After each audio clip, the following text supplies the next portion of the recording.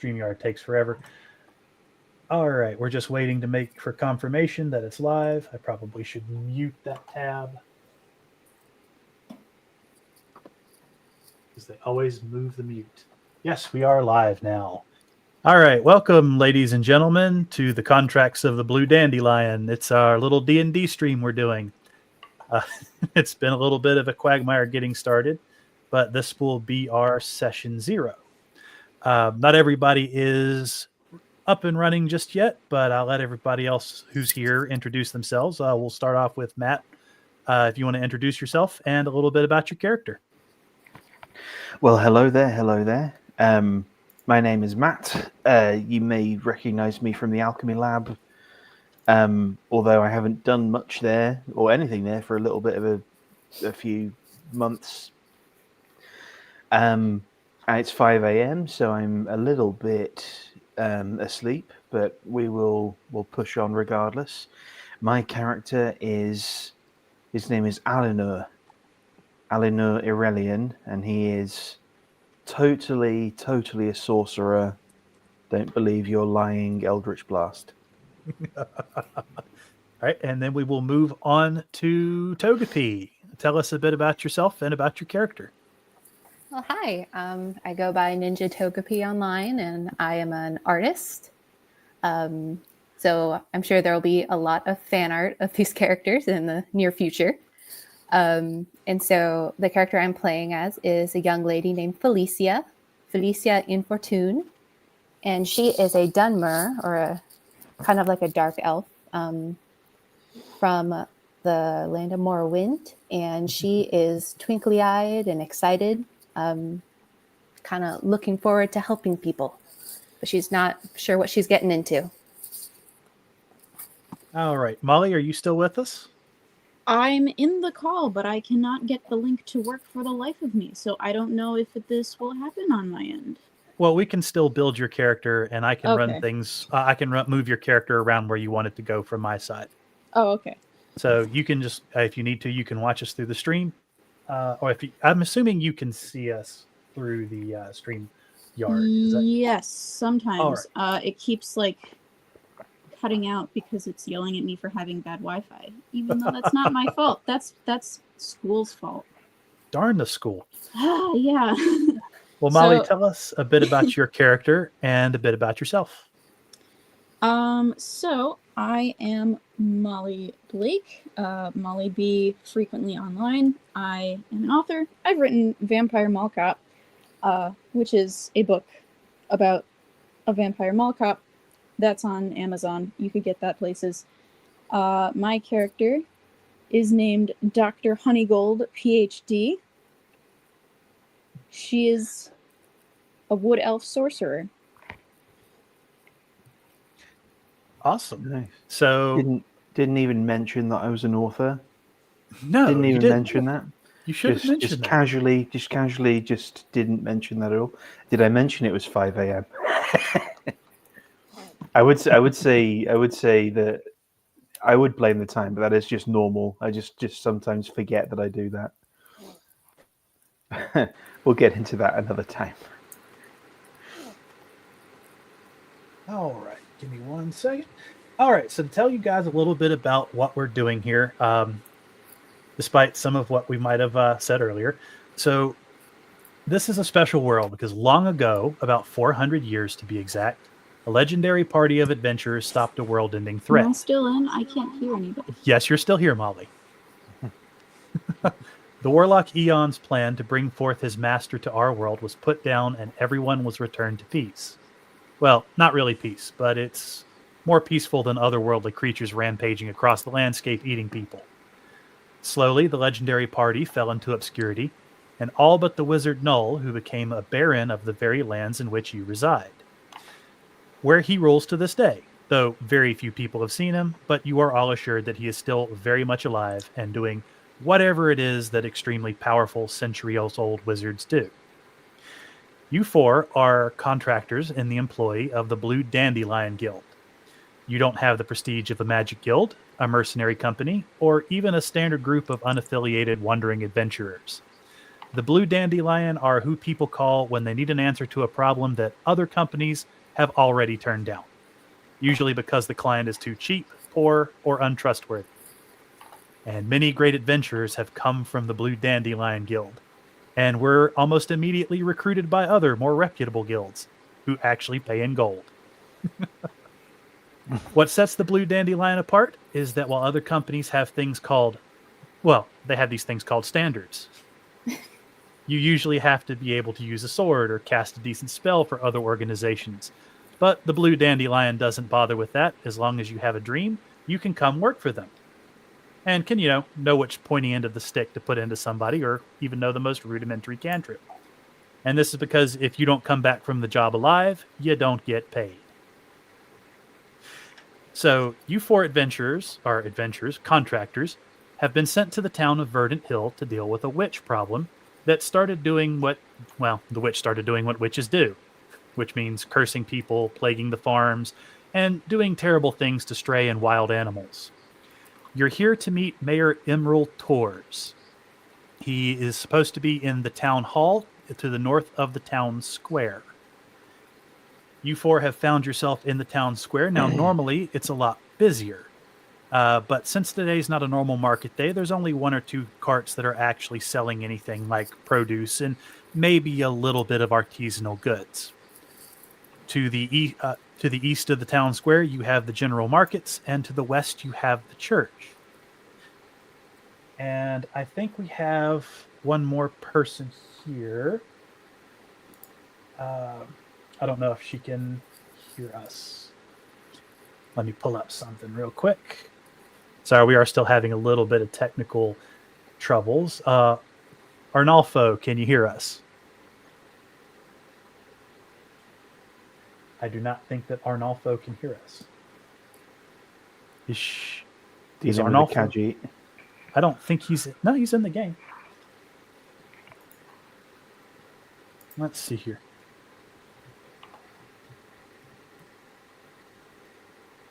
In the game, but not in the yard? She's in the yard, I think. Yeah. Backstage? Oh, hang on. Can you hear us now, Arnolfo? Arnolfo. Aha. Oh. Arnolfo. What? Our paladin is lost. No. Oh, hang on. Oh, yeah, the mic. Okay, in the chat, yeah. The mic is not detecting. Huh. I can hear for some you. reason. I guess it's not picking her up.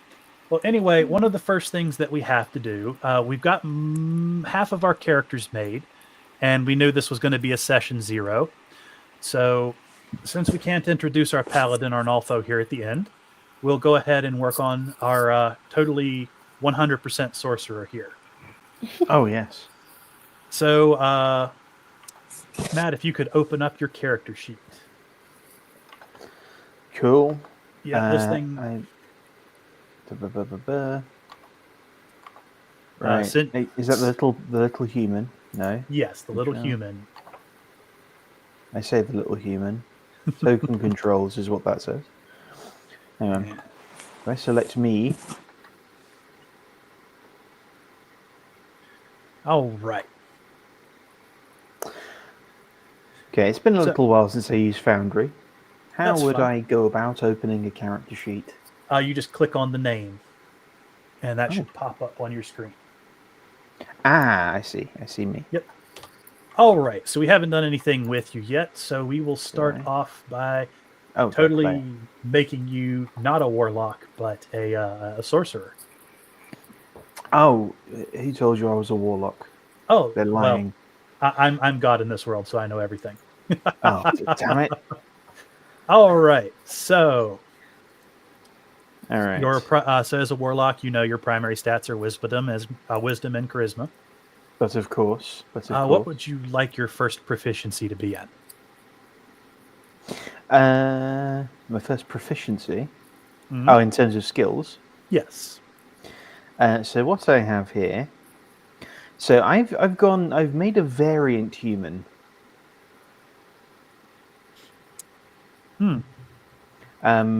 So it's a human. Mm-hmm. They just have less +1s at the beginning. Oh, we'll throw And that in after we do your attributes. cool. Okay. So the proficiencies I have here are in insight. Insight. Let's see. Okay, it is not letting me pick insight. Oh, I think I can do it. Can I do it? I can Yes. always change it. So, All right, I got it. So insight. what would be the other one? The other one, I think, would probably be deception. Deception. Just for no reason. Don't worry, guys. We'll give you a little religion there for the moment until we remove that. You are trained in light armor starting out, and you have all simple weapon proficiencies. You have an otherworldly patron, which in this case is known to you as the Great Old One, ripping off Lovecraft. I'm sure his real name will come up at some point in the story. You get to know 2 cantrips and 2 spells. Let's see here. So I think I go across to spellbook. I'll have to select them for you. For some reason, Foundry won't let me give you guys permission. Oh, weird. Well, my first spell, my first cantrip, will be magic stone. Magic stone. Yes, a lovely little spell. I don't have that in here, so I will have to make it real quick. Okay, let me look it up. So magic stone is a fun little spell. It I touch a stone. I can touch up to 3 stones, in fact, and they are imbued with magical energy. So when I lamp one at somebody and it hits them, it does a d6 plus my spell mod damage. And they have a range of 60 feet. Give me 1 second. I'll just copy this text right out of the book over here. And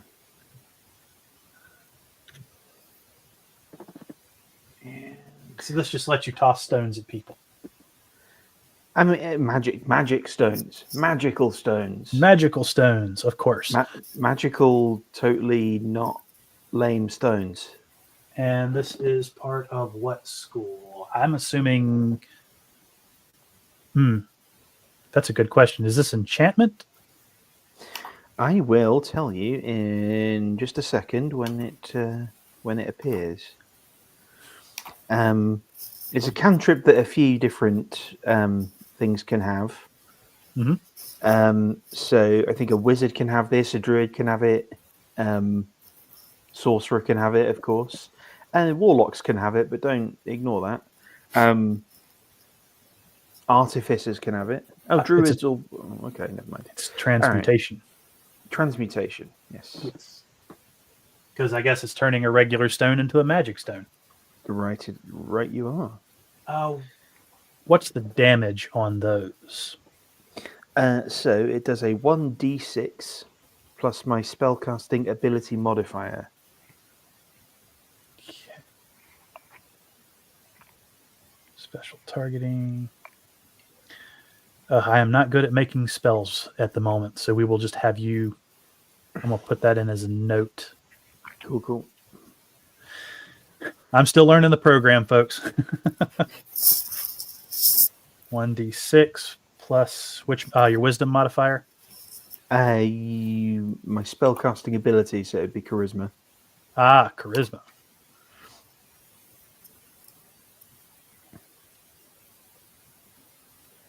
And what's the range on that?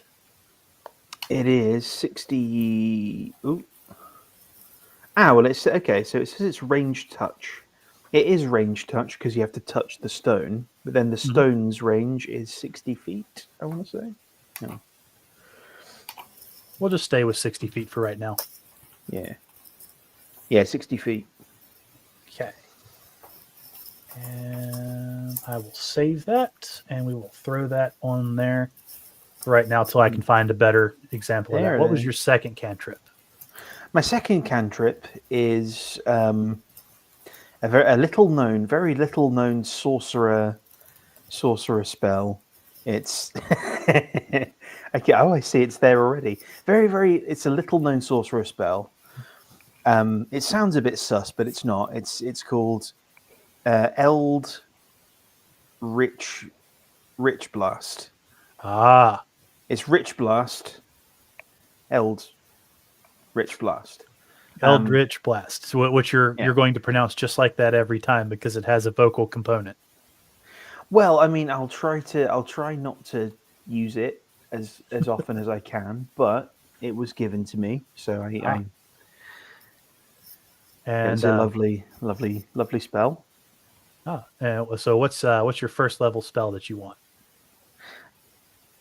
So I think I can have two of these, but I Mhm. can only use one of them once between.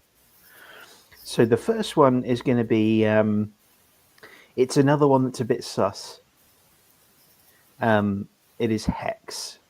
Hex. Let's see here. And of course, it's not in here either. Let me see here. I might be looking So, under the wrong section. all right. So Hex, for those who aren't aware of Hex, it's got a range of 90 feet, and you basically curse somebody or something, and until the spell ends, I deal an extra d6 necrotic damage to it whenever I hit it with an attack. So if I hexed something and then threw a magic stone at it, for example, it would do 2d6. Well, it would do a d6 of, I guess, force, a d6 of necrotic, and then the spell modifier. So it's a nice little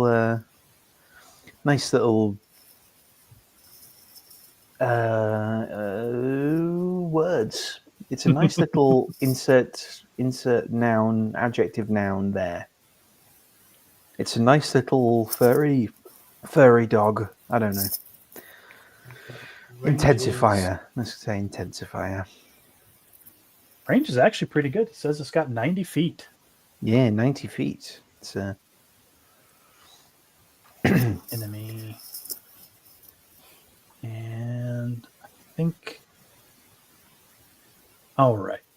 I will go through later and make these better, but for right now, there you go. And what was your second spell?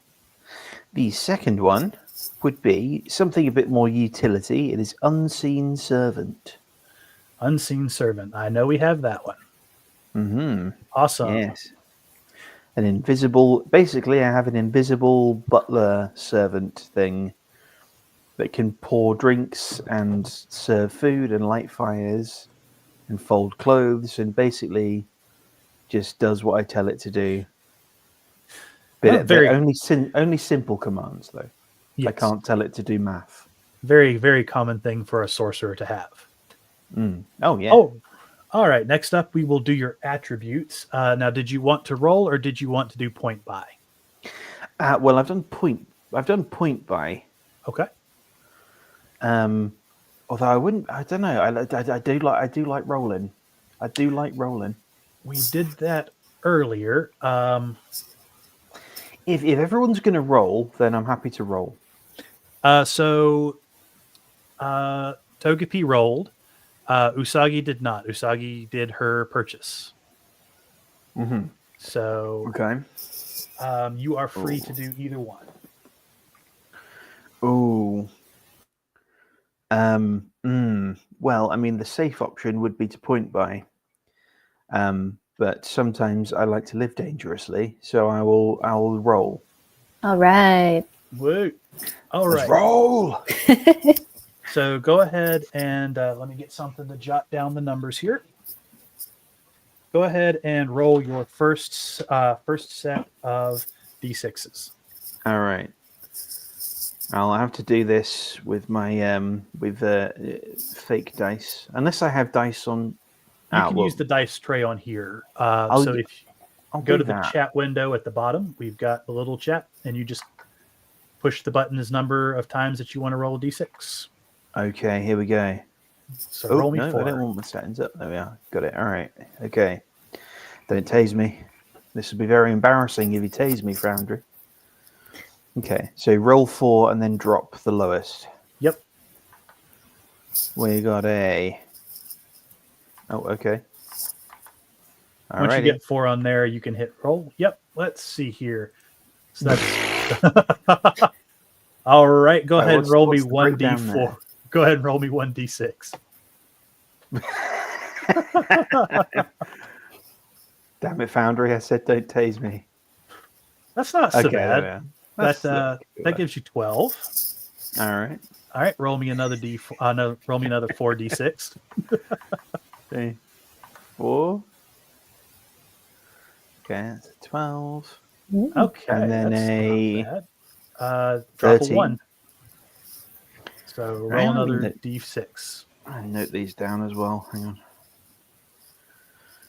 All right, so that's a 12 and a 13 so far. 12. Wait. 13. And then... Oh. You're supposed to Ooh. roll just 1d4 Oh, 1d4? because we were supposed to drop the 1 and then replace it with another one. Oh. Oh, let me do that. Let me get your other one here. So yeah, go ahead and roll 2 d4s for me. 2 d4s? Okay. Yes. Or sorry, d6s. Sorry, d6s. Yeah, brain's going crazy here. Okay, 1 of them. Okay, hang on. Yeah, there we are. Okay, you just right-click it to...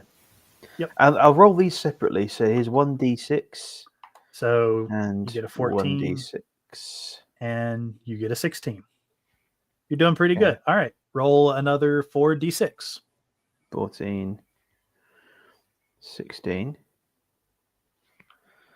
And then 1, 2... Boop. That is... And Would I that be think an 11? that would be an 11, yes. Roll another d4. And D4? Togepi, I might have to re-roll your stuff too because I did it wrong the last time. All right. And, oh, wow. Oh, Jesus Christ. So that gives you an 18. Dang. All right. Okay, and roll another 4d6. 3, 4. Oh. Okay, and roll 1d6. Boop.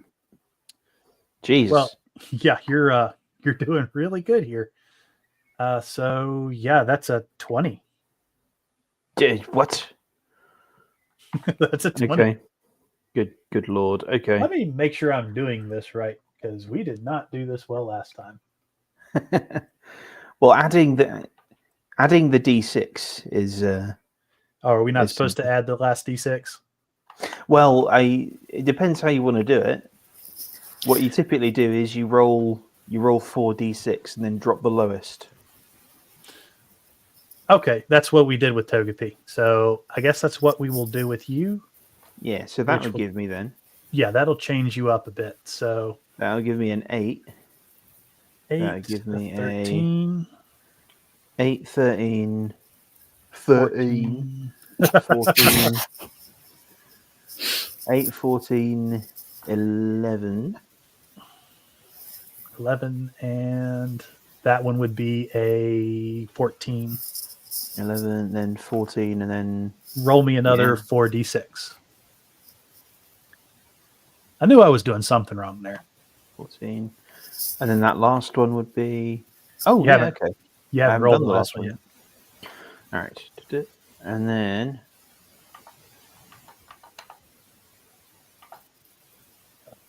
15? 15. It looks 14. like 14. Okay. You got 3 14s. You're doing pretty good. That's all right. Yeah, that's all right. Okay.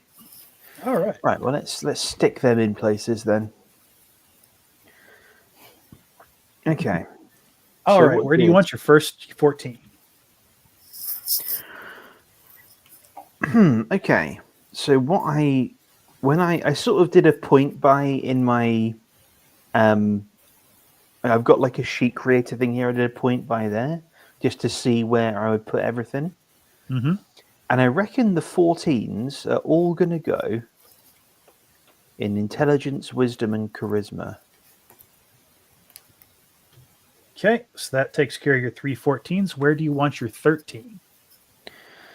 My 13, I feel like that is going to go in dexterity. Okay. And that leaves your 11. The 11, probably in constitution. Which makes your strength an 8. Makes my strength, and even though I am a farmer, You are weaker and than the that average is a one. bit incongruous, my strength is an 8. I'm still young. I'm still young. The strange otherworldly being gives, and the strange otherworldly being takes away. Yes, it does. All right. And you are a human, so let's go ahead and add that on there, Right. which will So buff up everything. right. So the way I did it on the sheet here was I don't know if it's possible in Foundry, but it was a variant human, which means I would only get 2 +1s, but then he would also get a feat. Do I have feats in here? I'm pretty sure I do. Subclasses, features. I just realized now that I have not imported any feats. What does the feat do? Well, the feat I picked was, well, it was Eldritch Adept. So Eldritch Adept. it basically gave him an invocation straight away. Eldritch Adept. What was the invocation it gave you? So I could choose any of them, but I went with True Reading. True Reading. Mm-hmm. Which is one that I do not have in here. Well, True Reading means that Alinur can read any written language. Ah. Let's see here. Then let me throw this on here then. What would I throw that under? I guess that's under. No, you've already got a class. Now, I would assume it would be under. I would have thought it would be under features. What would it be under features? Let's see here. I don't know. Maybe it wouldn't be. I don't know. A sad thing is you can't see what I have imported over here. Lord. Bio journal. There's background. I don't think I added something there. I can go. No, background just has Acolyte. It's something that came with it. Okay. We can just I can just add that in. What was the name of it again? It was True Reading, or the feat. The feature. The feat. The feat was Eldritch Adept. I know what you're thinking. And- That's a weird thing for a sorcerer to have. A So you totally can- normal sorcerer. Understand any written language. Mm-hmm. Yeah. Ooh, you're going to have a nasty surprise. Ooh.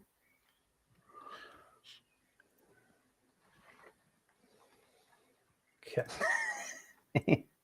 Drop that on there. And what were the two that you got a +1 to? Well, that might change a little bit now because I have a slightly different array than I had on my phone. I think I put my +1s into charisma and probably wisdom, if I had to guess. Charisma and wisdom. So you'll have a Yeah. charisma of 15 and a wisdom of 15. Mm-hmm. All right. Next, we need to set up your starting gear. Mm-hmm. as a warlock, let me pull up the. That is not where I need to be. And again, this computer tries to open things in Edge. I wish I could just remove it. No one likes Edge. No, I don't even think Microsoft likes Edge. I'm using Edge, and I don't even like Edge. All right, let's see how much money you get starting off, because that's a very important thing. Indeed. So you are a totally normal sorcerer, Completely. but strangely, oddly wealthier one. Roll me 4d4s. 4d4s. Money. All right, let's see what that was. That is 10. So you have 100 gold. Ooh, okay. So we get to buy your stuff based on that. Okay. So would you like to start off with any armor? If I can afford a set of, how much is studded leather?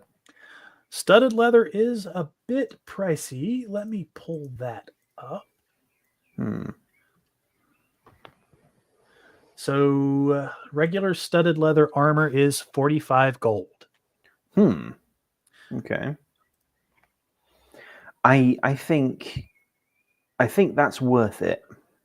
Now, just so you know, hide armor gives you exactly the same AC, and I think it's only 15 gold. Is that medium armor though? Hide armor. What on earth was that? I have Hello? no idea. Hello? Hello? Can you hear me? Our fourth is here. Yeah. All right, let me finish up with Matt, and then we'll get to you.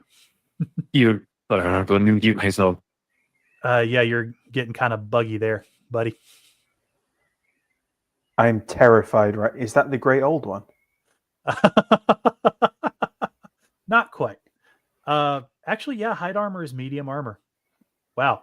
Okay, never mind. So studded leather it is. that was terrifying. Oh, yes, absolutely. What kind of weapon did you want to start with? Well, I'm a farmer,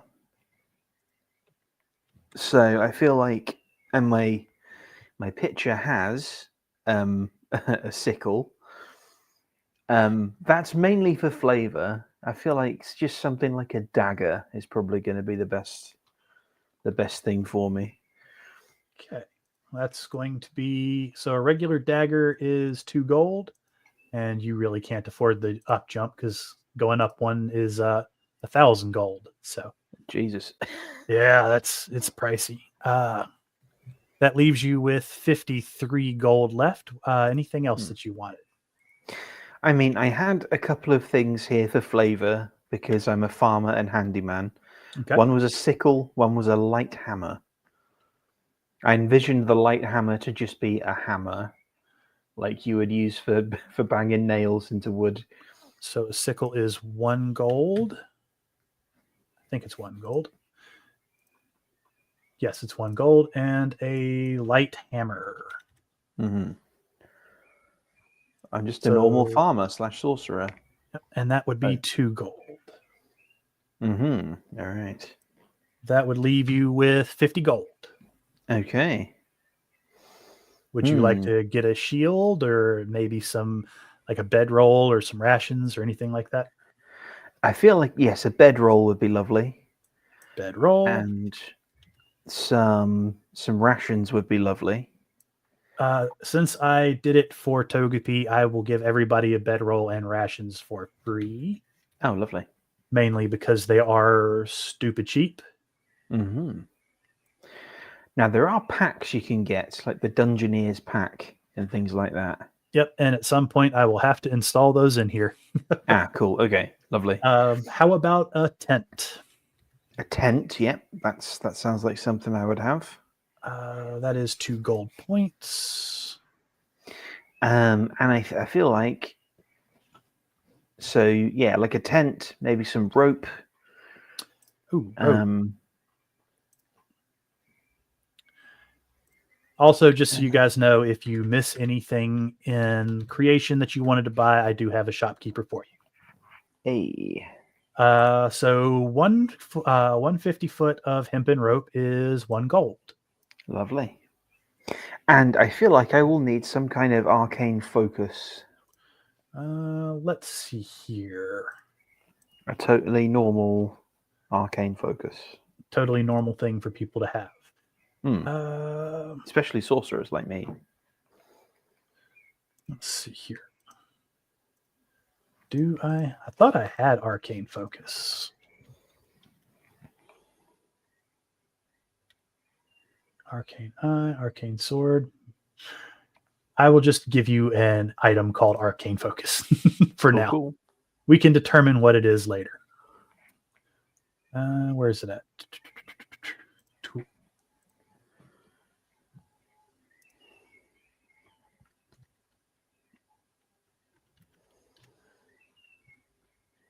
Cool. There we go. All right. Anything else you need? I mean, I am a simple farm boy. I probably wouldn't have a lot. I mean, you are carrying more than most farmhands would carry. That is true. I'm like a traveling farmhand. I think I will leave it there for now. All right. Would you would you like a backpack? Oh yes, that would be I can't carry all this in my arms. I think that is 2 gold points. So Cool, lovely. all right, that leaves you with 45 gold. I will stick that down here in the bottom. Lovely. Okay, so we got your class, we got your race, and we got your stuff. Mm-hmm. I think that covers everything for starting you off. All right, and we will move on to Molly if she's still here. Molly, are you still here? Yes. All right, we're going to move on to your character. If you would open up your character sheet for me, please. I don't have one. Oh, that's right. Sorry. Too much stuff going on here. All right, are you watching the stream? Yes. Yeah. Okay. So you wanted to be an actual sorcerer. Yes. We can do that. This is the only class I think I have not built before. Sorcerer. All right. So your main stats are going to be Constitution and Charisma that you want to focus on. Okay. What would you like your first proficiency to be? And you can ask for help since this is your first time playing. What choices do I have? And what should I lean towards? Because I don't know things. Well, you're a sorcerer, so dealing with Arcana wouldn't be too bad. You can also do Persuasion, so you can convince other people, since I think Charisma is... Matt, is Charisma her spellcasting characteristic? I'm pretty sure it is. As a sorcerer, yeah, I think it is. Okay, so Persuasion wouldn't go amiss because you'll get a bonus from Charisma. Okay. I guess Arcana then? Okay, and you get 1 more proficiency. Oh, I just stopped hearing you. You get 1 more proficiency outside of Arcana. So I would say Persuasion's pretty good in your case. You can also do Deception, Insight, Intimidation, and Religion, but those are up to you.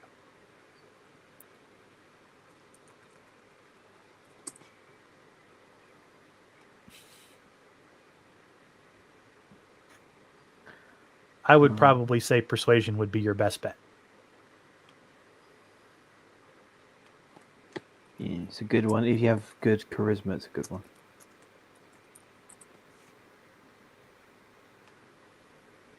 I don't know if you can hear me, but I can't hear Oh, you anything. can't. Well, so let me see. That's always fun. Okay, let me Yeah. see if something's going on here.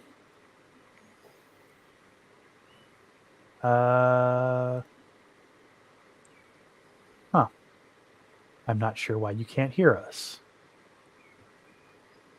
Everybody else can hear me, correct? Mm-hmm. Yep. I can hear you. Okay. I can, but I don't do it. Our resident demon can hear me.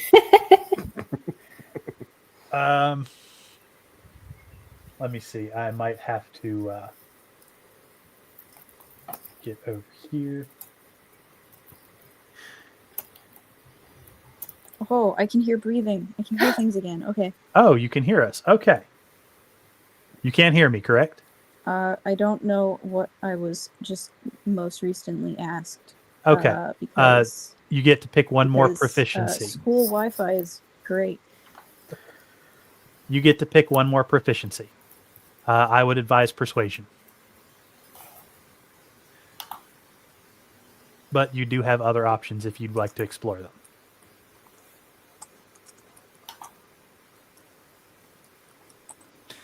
I think we might have lost her again. No. Oh gosh. Let me see if I can pull her up on chat here.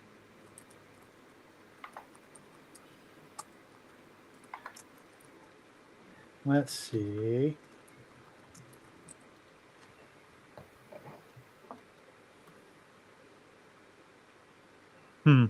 I do apologize, folks. This is we're having just a bit of trouble here.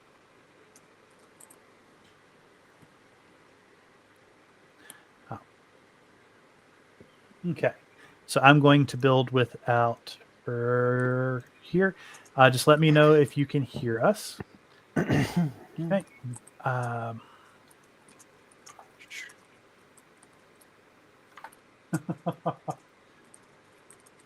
Let me see.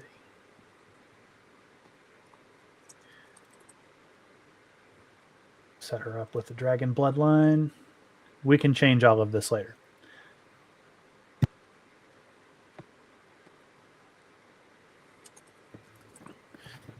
All right.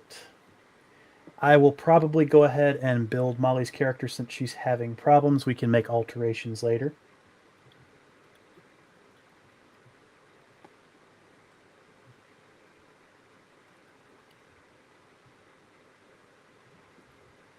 Let me let her know real quick.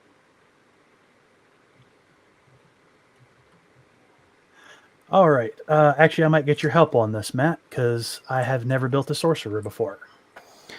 Okay.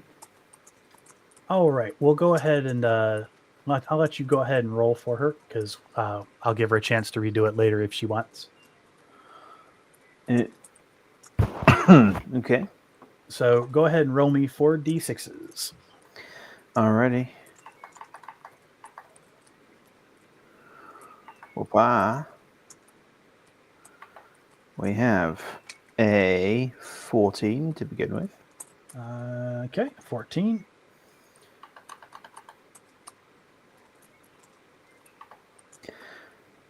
And then we have a 13. All right. Oh, then the customary 8. Everybody needs an 8. Everybody needs an 8. Ooh. Oh, that's nice. And then a 15.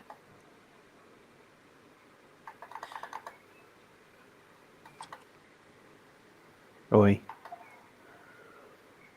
Oi. And then a 7. That's Which interesting. I'm just going to make an 8 because I'm not Yeah, going to let you that's- guys have anything less than an 8. Yeah, less than an 8 is Oi. And another 8. Look at that. Okay. Yeah, if you get below an 8, okay, if you choose to go below an 8, I will start making you roll for odd things. You pass as a wizard who has a 7 in charisma. You pass a train store. Roll for the tism.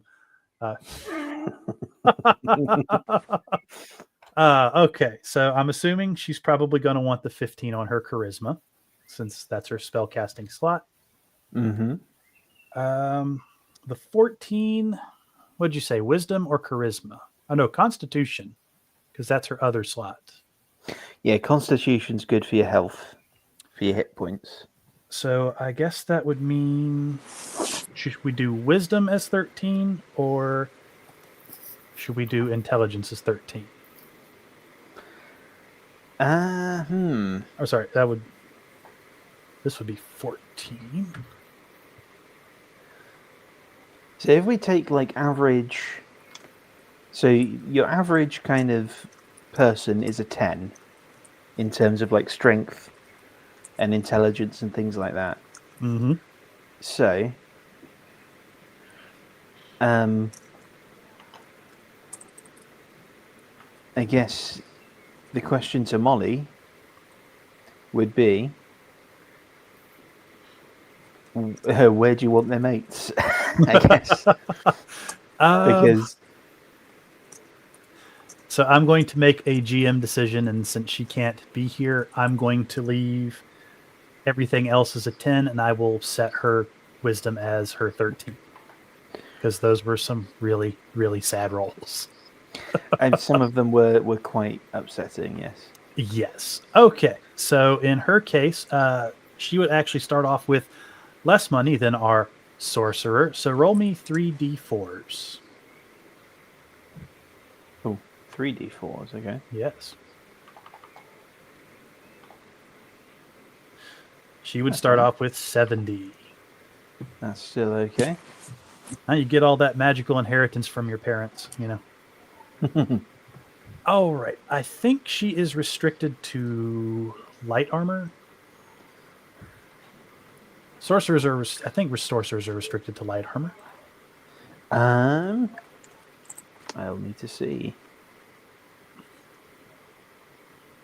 I think it might only be wizards that have no armor.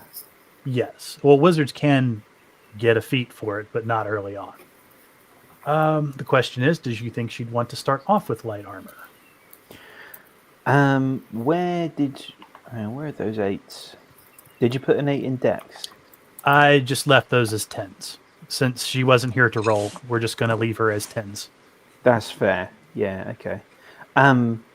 Well, armor would be. I think armor would be good because armor would mean a higher AC, so it means she's more difficult to hit. Well, here's the problem. If we put her in studded, that's going to eat up almost all of her money. Then you got leather or padded, which both do basically the same thing. Yep. Padded is 5 gold, and it will give her an extra AC. I'd say let's put her in padded and give her a shield. All right. Because Yeah, can she use a shield? I don't know. Can warlocks use a shield? Yeah, literally yes, but the question is also like racially, does she have proficiency? I'm just going to say everybody has a proficiency for shields. Okay. And is she an elf? She is an elf. Okay. So she's got some fun. She's got a couple of racial bonuses, which are going to be nice. She is. Let's see here. Sorcerer is page 100.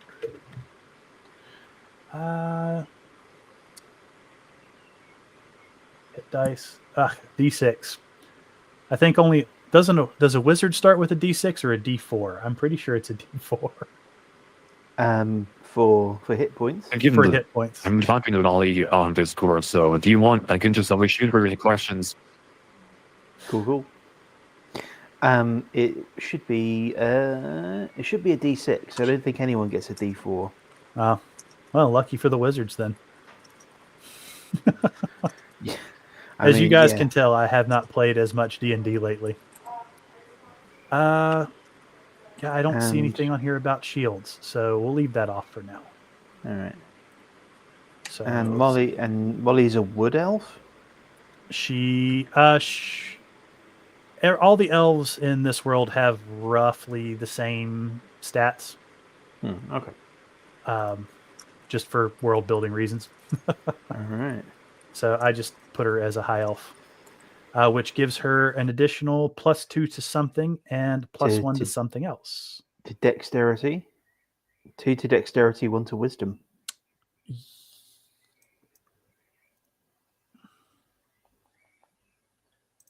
Next.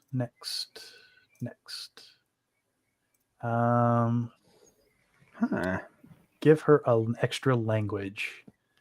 Since the only other language we currently have in this world is Dwarvish, we'll give her Dwarvish. Mm-hmm.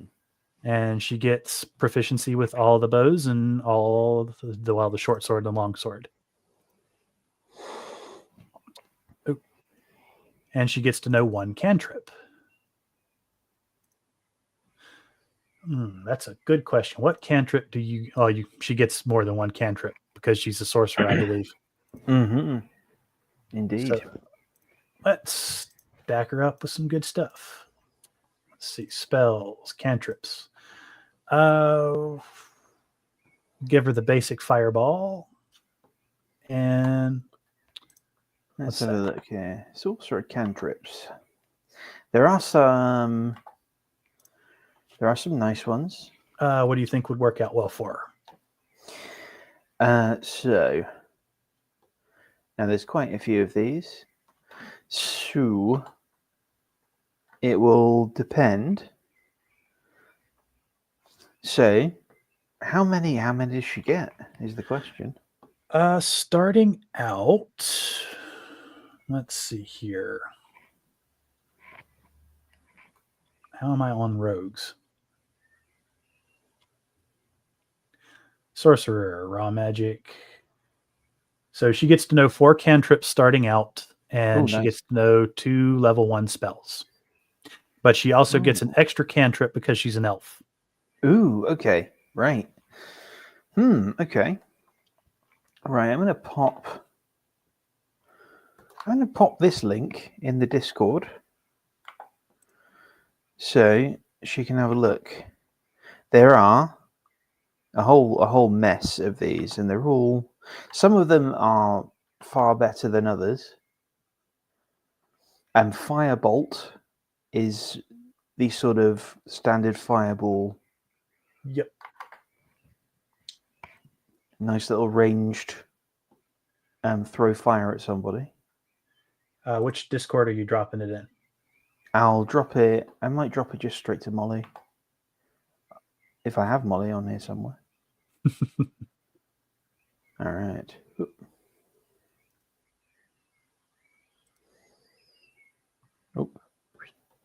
I'll just drop it in general. Okay, let's take a look here. Mm-hmm. All right. And we can change these when she gets to a better connection.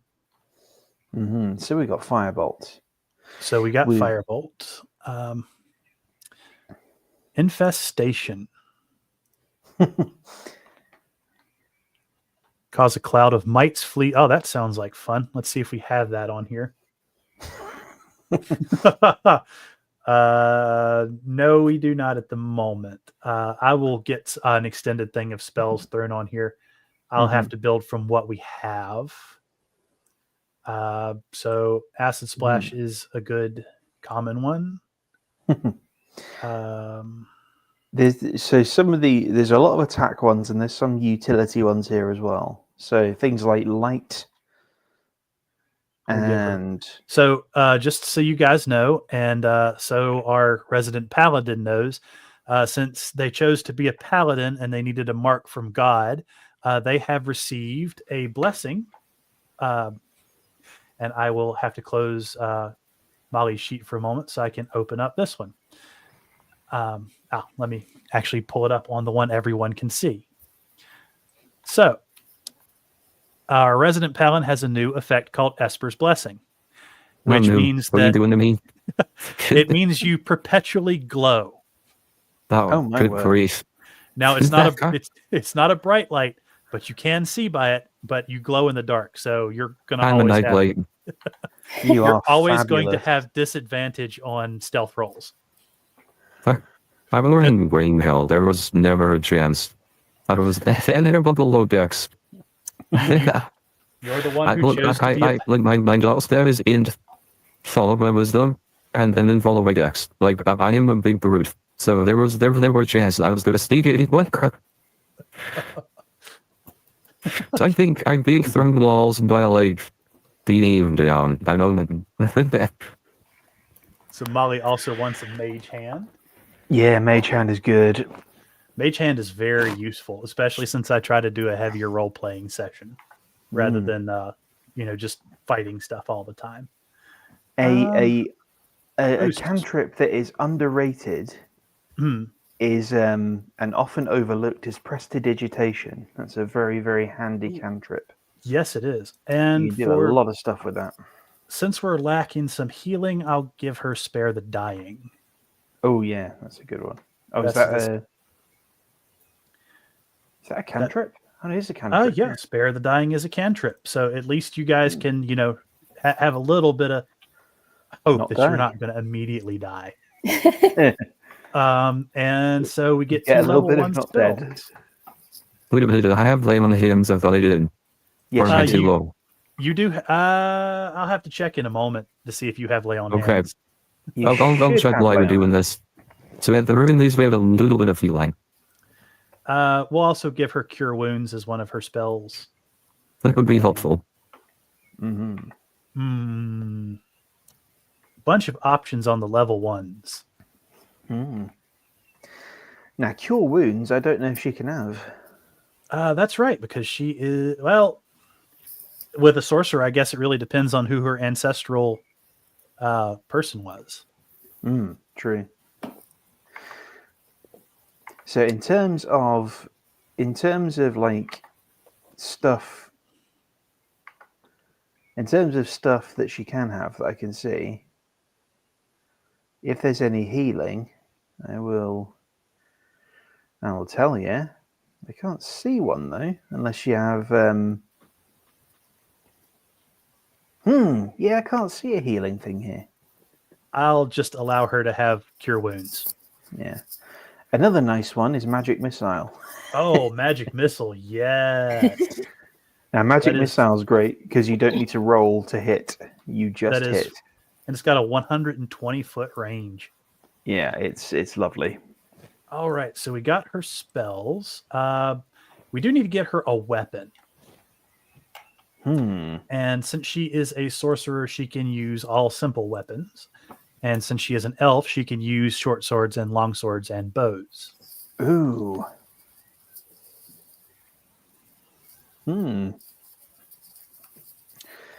Okay, so simple weapons or long sword, short sword, bow. I'd Really? say give her a bow. Long sword, short sword, bow. One of them. Yes, sure. Let's see the difference in cost here. It should be low, right? Because it means using glass cannon. We probably don't want her too close to the combat anyway. Yes, but she does need a weapon in case something gets close to her. In case something is closed, yes, there's that. But Usagi, I'm pretty sure you could probably just drop the voice changer. okay, hang on a second. But why would you do such a thing? Well, the previous one I had was great. This one sucks. The previous one was glorious. You should have heard it. Yeah, so Hollow, this is definitely a session 0. We're just trying to get everything set up. We're going to do a little bit of adventuring here in just a moment. I do apologize this took so long. Can you shut up for a sec? Kid crying out. All right. I don't know if you guys can hear her or not. No. No. So let's see. Longsword. I just used my search function. This thing imported a ridiculous number of weapons and almost no spells.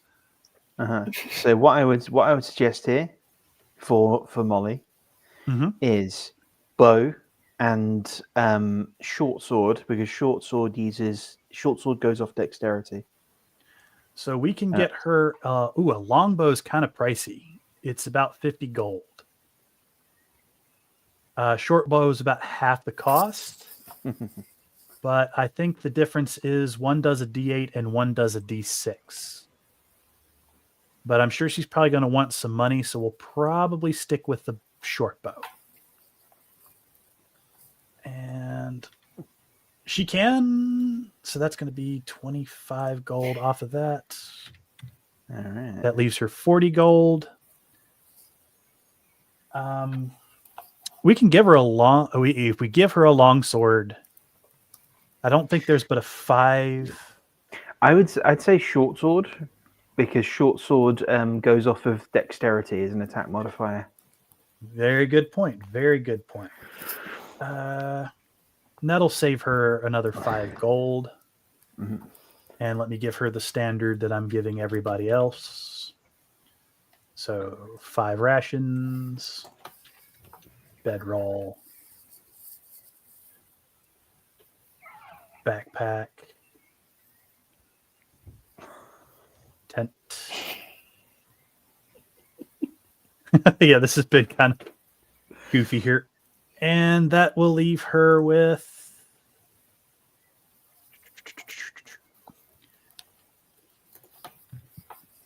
I'm going to say that's going to leave her with 28 gold. Mm-hmm. So she's actually pretty well built in that sense. Let's equip all of her stuff. Mm-hmm. All right. So that's Molly built. I think that's everybody's character. But let me give our other characters who didn't get their extra stuff their extra stuff. Since you're here, Usagi, go ahead and tell us a little bit about your character. Okay. Well, our Noful is the bastard son of some sort of low-ranking noble somewhere. He actually has always wanted to be a bard, and he decided the best way to accomplish that would be to go to a local tavern and do a performance, basically telling everyone how much his father sucked, which was not actually the best plan. So he ended up having to kind of run away in case his dad came to, come get him. He decided, oh yeah, if I do the whole paladin thing, that'll prove to everybody that I'm like super sorry, and also you can't get me anymore, ha. So he's not actually a very serious paladin. He's really just doing it because, like, I don't want to get arrested. But he still wants to do the whole get rich quick, not work for, the rest of his life, and yeah, just have fun. So he did pick the wrong profession for that, but oh well. He here he is. And just to fill in By the the way- blank there, shortly after deciding to become a paladin, he was touched by Esper, the god of this world.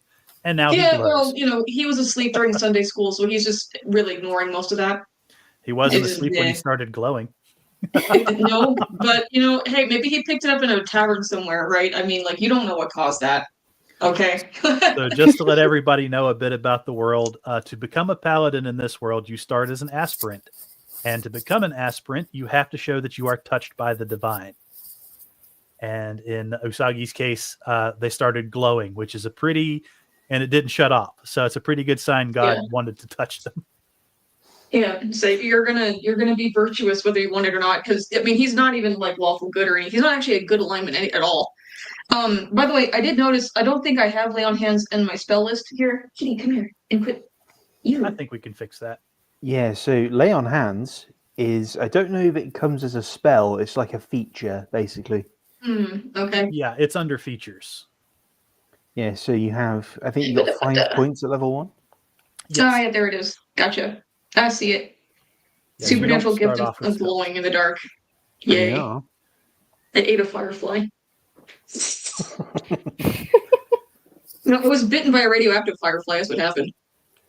Oh, there it is. All right, I've removed Molly's character from the screen, but she is still with you guys, if not directly in spirit. Sometimes She I will can join feel you if her there's any voice. conflict. I'll just control her character during that time. Mhm. Okay. Molly, you are still with us. We still have you here. We're trying to make you work. All right. So you all have been sent by the Blue Dandelion Company to meet with Mayor Emerald Torres in the town hall. How do you all wish to proceed? I assume we need to go to the town hall. Yes. It is to your north. Yes. You're actually standing in front of the doors right now. Okay. Just Hang on. Let me see if I remember how to move. There we go. just so you guys know, if you click on the icons, the little door icons, they will open for you. And you can drag yourselves to move. Woot. Mhm. He might be in the best place to look for him would be in one of his office. All right. Let's. How do I do this again? You just drag There was a your way to- icon. That's right. Whoops, I'm not in his office. Apparently didn't put up his the proper wall there. Yep. There's a wall there, but apparently it just doesn't exist. So Oh, it exists in spirit. All right, boom. Just open the door. there you go. Apparently, our farm sorcerer doesn't care to speak with the mayor. Maybe not. I don't know where you guys have gone. Not right here. You see us? It happens. Ah, You know, there we you went are, into there a you door are. real Gotcha. fast. Real fast. All right. So Okay. as you approach the desk, you notice that Mayor Torres is a fairly large man. He's very well built, but he's somewhat going to seed in his later years. His hair is starting to salt and pepper, and you can see a little bit of fat poking out around some of the not so well kept gambeson that he's wearing. He raises up from his desk to greet you and says as politely as he can, "Who are you and what are you doing here?" We were told you wanted to see us. "And who are you?" We're with the Blue Dandelion Company. Oh, right. The dregs. Gotcha. Yeah. I mean, do you ever normally have a friggin', magic user dark elf and a, paladin in armor come up to your office? Unless I'm going to be honest with you. With all the weird stuff that's been going on here lately, it wouldn't surprise me. I suppose you'll all be wanting a briefing on why we called you all out here. So he waits for you all to respond, though you're not entirely sure why, I'm sure. Alinor will just kind of like, he's not going to say much. He just sort of nods, just with a. All right. So here's the deal. There's a couple weeks back, some weird stuff started going on. And we have a pretty good idea who we think it is. An old lady lives in the woods. Name's Clover. She was an old hunter's wife, but her husband died long, long ago. Nice man. Well, up until a couple weeks ago, everybody thought Clover was doing okay. And then she stopped coming to market day. And then things started disappearing. Weird things. And then 2 of the local kids went missing. Now, me and my boys, we ain't no slouches. And we tried to go out there and talk with Clover because it's a weird thing and we were just assuming it was animals, but the parents thought different. Problem is, on our way out there, we were accosted by wild animals. So we tried again, and the same thing happened. Now I'm getting reports that they're seeing Clover walking around in the woods at night with her lantern, and some weird shapes following behind her. Now, we're not a rich community, but I am required by local law to try to fix the problem myself before I petition the Baron for help. That's where you all come in. Now, if you all are ready to follow me out in a couple hours, I can take you all out and show you where you need to go. I will warn you, don't go outside the fence by yourself. We're having to have my boys are out there right now trying to keep the peace because we've been having some wild animal attacks. Oh. He shifts a little uncomfortably. Let me get you guys to each give me a perception roll. No, good grief. It's a D20, right? No, you will go to your character sheet under attributes, and I believe you will click on perception. Okay. Where the heck is that? Oh, goodness. I rolled a performance just to make sure it worked. All right. It doesn't tell me what die to roll. It just tells me that I have no bonus to it. That's okay. You just click on the word perception, and you did it already. Yeah, I did. I did click on it. Oh, is this rolling constantly? So, Felicia, you get the sense that he might not be entirely truthful with you. Oh, Hmm. okay. Um, Um, Can I, are you sure about that, sir? I mean, Of course, I'm sure about that. I'm not the mayor for nothing. You can try to persuade him to tell you more. I mean, we're trying to help you, sir. So, I mean, if there's any information you can give us, any at all, it would be really helpful. We're trying to do our best. All right, roll persuasion for me the same way you rolled perception. Okay, one sec. Persuasion. Ooh. Dang it. I'm telling you guys everything I know. But do you want your money or not? Can I try intimidation with my Batman voice? See if that will get him to talk to us. You absolutely you can absolutely try intimidation. Okay, let me roll. So I guess that should have rolled. Okay. Can I Oh goodness, I use failed. insight as well? So the older man kind of heaves a sigh and goes, "Fine. I think Clover got into something dark, like otherworldly dark. Like I think she's conspiring with something pretty evil, and I think she's made something. Like made something that I can't say for sure. These things that are following her, they don't move like normal people. There's something mechanical about them. But I can't really say much more." Oh. Good thing I'm dumb. I don't have a theory.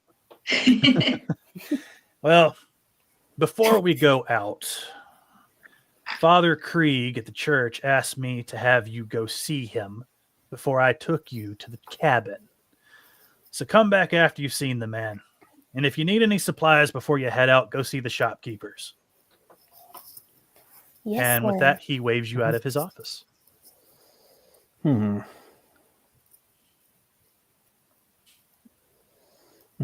we have already met each other then. Yeah, apparently we know each other. You are all part of the same company. You would have gotten to know each other on the trip here. All right, cool. So we're like actual buddies, or in the sense of like we're acquaintances. In the sense of, oh yes, I have seen you, and we have done things occasionally together. You are co-workers. Okay. So give you some background, which I probably should have done at the beginning. Forgive me, I'm a little new at this. You're good. You guys are all contractors and the employee of the Blue Dandelion Guild. You are given your jobs either by picking them up from the job board or being requested for them by the guild master. In this case, you would have all picked up the job from the board, and once the slots were filled, they just sent you out. It was a two-day journey here, so you would have had time to get to know each other. But all of you are still fairly new contractors. You're not lifers in the guild, and you're not technically members, but you can get jobs. So you would know each other. Somewhat. Okay. Somewhat. And as quickly as you... Yeah. He is clearly a sorcerer. Of course. Of course. Right. Well, it's a good thing we have a magic user with us, because this is going to suck otherwise. No. All right. What are you guys going to do? Well, the mayor said we had a couple of hours before we had to head out, right? Yes. Yeah. And he wants us to talk to a priest? Yes, Father Krieg. He would be in the church to the west. What? This way? Whoa.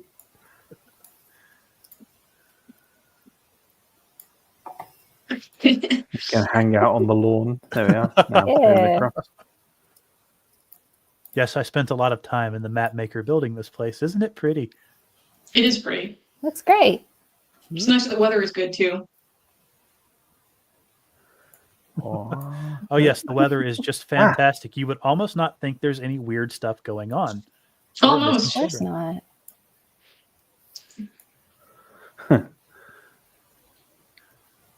What? Dang. I'm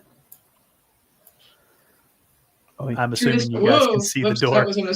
that was a mistake. I did not mean to do that. Oh, is it this Never place mind, here? guys. I had to zoom these for half a second. All right, So let our- me kick down this door. Our gonna contractors kick down this door staggered here. drunkenly around. Yep. Oh, Look, I asked where the tavern was. I got to Yes. drink this hangover off somehow. So after much staggering, falling over, opening and shutting the door, you enter the infirmary on the side of the church.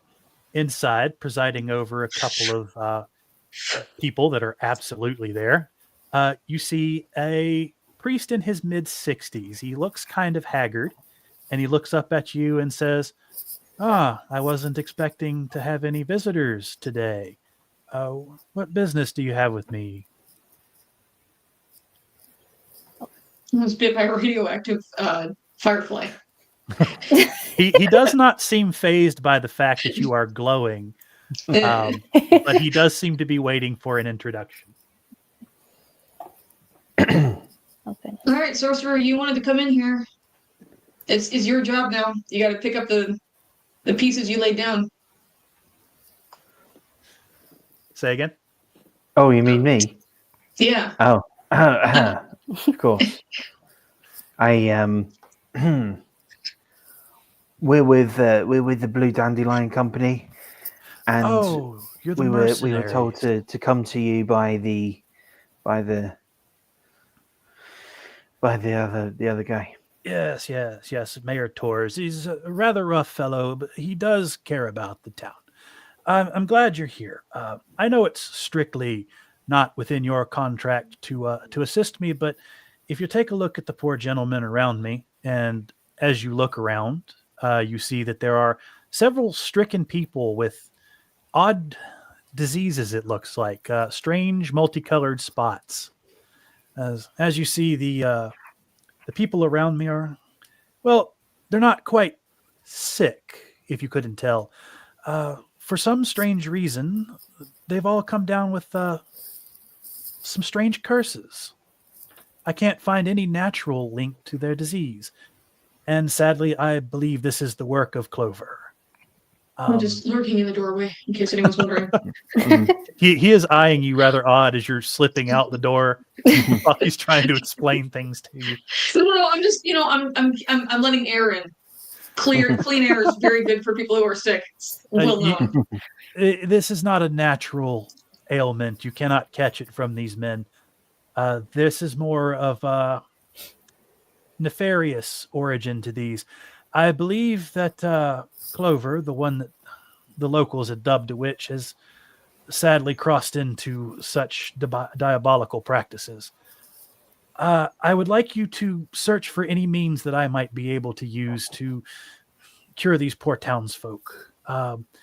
When you go to her cabin, I would ask that you look for a book or some kind of fetish, anything that she might have that could help me figure out what's going on with these poor people. If you would be so kind as to do this, I would, of course, reward you for your services. Right. With money, I assume. Not with wishing? Yes, with I can offer you 4 gold if you bring me back something that can help me. Oh, sir, don't worry about the gold. We will find it as soon as possible. No. Worry about the gold, please. Worry very much about the gold. All right, the father's fine. eyebrows raise for a second and then lower. And it's like, it's strange to me that the one who appears to be touched by the divine seems to be more persuaded by money. No. Look, I told you I was bitten by a radioactive firefly. Don't get too worked up about this. I'm working on it. Do you deny the gifts of Esper? Not in general, only specifically. He looks at you rather puzzled as you are clearly glowing and you are clearly dressed in the garb of a paladin aspirant. It's like, am I mistaken in assuming that you are aspiring to join the church as a paladin? So keep in mind, Yeah. joining the church as a paladin is not just, a member of the church. It comes with a lot of perks. You're right.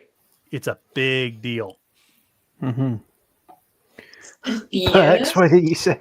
Rising intonation at the end. So just to give you a bit of a backstory here about why paladins are such a big deal, they are not just the martial arm of the church. They effectively function as the landholders for the church. They are put in place in lands that the church owns as lords. Oh. Yes. Or they can This was be. the fast track. Okay. The You could fast build track. You could build your own theater. So after that momentary bout of confusion, the father says, well, I'm prepared to offer you 4 gold for anything you can find that may help. We'll take it. We're on it, sir. I Yeah, thank so you for... Go ahead. So yeah, all right. So you think this is some kind of right? So if it's a curse, you're thinking a book or like a I'm thinking idol it or something may like that. be a book or a fetish of some kind. I have read about such things in my days of study. If you could find something, I could ask the bishop, the nearby bishop, if he might be able to assist me and maybe send the appropriate healer to cure these men.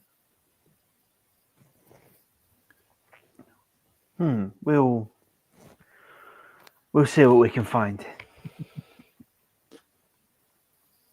All right. I guess we were looking into it anyway. I thank you greatly. It will aid the people of this town and bring comfort when so many terrible things are going on. We'll do our best.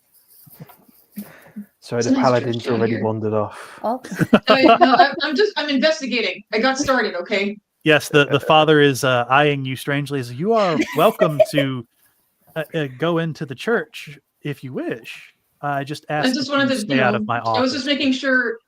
I was making sure everything was in order. All right, it looks good in there. Very studious of you. Yeah, And he it looks. kind it of looks good. eyes you suspiciously,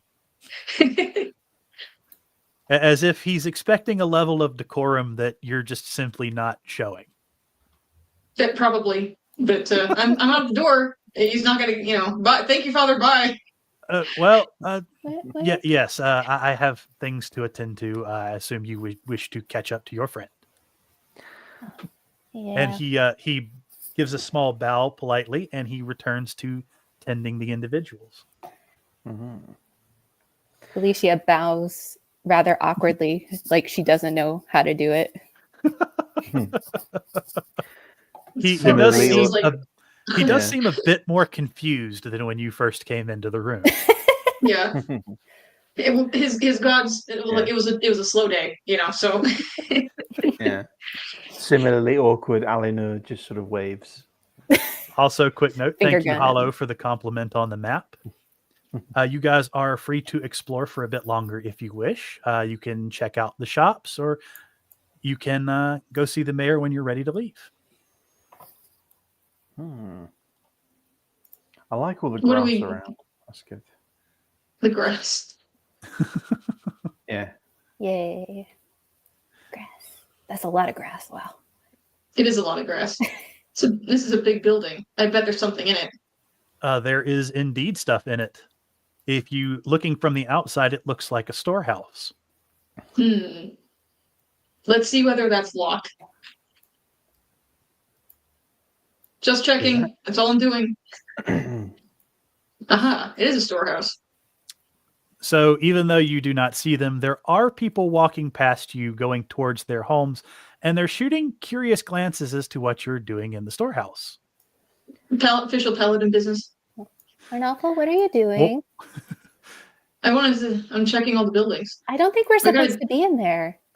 That's okay. You are getting strange looks from the people walking by. We don't want people to think we're stealing. I'm not stealing. I'm looking. Well, I think And- people think we're stealing. Now even more curious looks. Look, we're This is supposed the to sort of investigate thing what's people going think on. I would do. We're supposed to investigate what's going on, so looking everywhere is a way to do that. And you don't trust the mayor. Oh. We need to Not- find not out more about here. this Clover person also. We're not going to do that by just... The mayor is going to lead you to Clover when you go back to him. She doesn't live Yeah, in but the let's talk town. to She other lives in the people. woods. Yeah, I know, she- but we can talk to other people. Yes, you I can. mean, and I encourage you to. Yeah, so let's go in the storehouse and talk to people. Find out what's going on. There's nobody there aren't in the usually storehouse. There's Ah. usually not people in the warehouse. We'll come back. The storehouse serves the purpose in case the town ever comes under siege. And it's also where they hold the taxes for the local lord. Right. And money.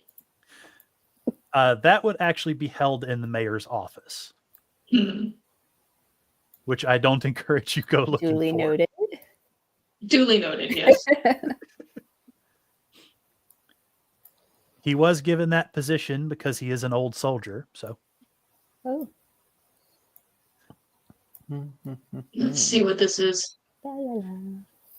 So you open the door to what can only be an apothecary shop.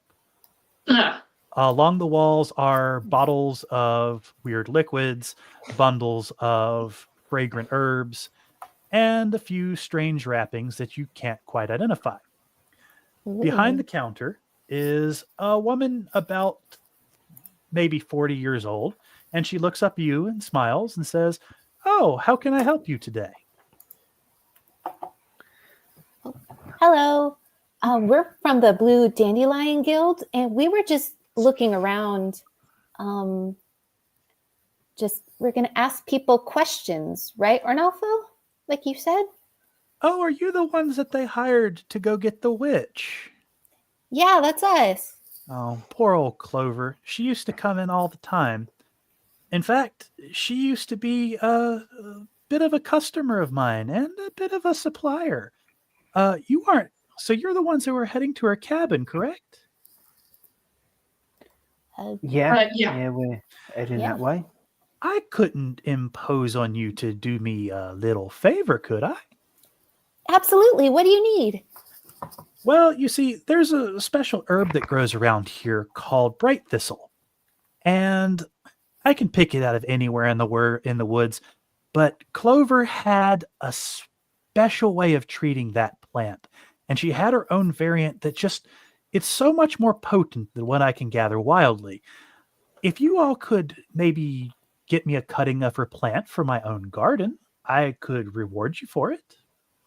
What does it look like? She gives you a description of a bright blue thistle plant, almost silver looking. Right. Okay. Have you looked at the people who are sick? Sadly, there's nothing I can do for the deers. They're just beyond my skills in medicine. The father seems to be tending to them, though. Yeah. But if you were willing to bring me back some of that bright thistle, I could see my way to giving you 5 gold for it. 5 gold. Yep, we can do that. I We'll love do that what we nobody in the party wants to haggle. can. Well, I want to haggle, but everyone's been hassling me about this. You can haggle all you want. I didn't say Not nothing. confident enough to haggle. Well, personally, look, 5 gold sounds good, but honestly, I know what we all need. We need a health potion. I'm sorry, dears. I just can't make anything quite that complicated yet. And sadly, we don't have the ingredients in this area. The only person I could think who might have something like that would be Glenn over at the general store. He imports a lot of stuff, but it's rare that he gets something as exclusive as that. We don't have adventurers come out here very often. All right, what other kind of potions do you have? I assume you're not going to have a whole lot of gold lying around, so... She gives you a list of things like stuff for upset stomach, things for headaches, things to help people in the bedroom, general medicinal stuff that's just kind of for everyday life. It's like I also do collect some spell components, but those go to Glenn, and he sells them off at some of the trade hubs, and usually with passing merchants. can you put in a word to Glenn for us so that you we go can see him. leverage that? You can go see him yourself. He's just 2 shops over. All right. And Fine, go in between. as you're leaving, she says goodbye, and don't forget to bring me that cutting. We won't. Thank you. Yep. She smiles. Where is Glenn? All Here? right. You look through the window and you see what looks like a tailor shop. It's a 2 over, right? 2 over should be Yep. down here. Yep. It's the biggest shop on the block. Oh. So he has money. Doing all He right is for himself, by isn't he? far the most wealthy person in the village. In fact, Well, as you given enter them the here. store, it has a faint smell of spices. Along the table are all sorts of home goods, metalworks, just things that are needed for everyday life. Many tools, some gear, not much. Most of it's a little bit worse than what you're carrying. He eyes you suspiciously as you start going into his back room. I'm As, just looking. I'm making sure he- everything's in order. There's he a looks witch on at the you list. and says, is there something I can help you with, aspirant?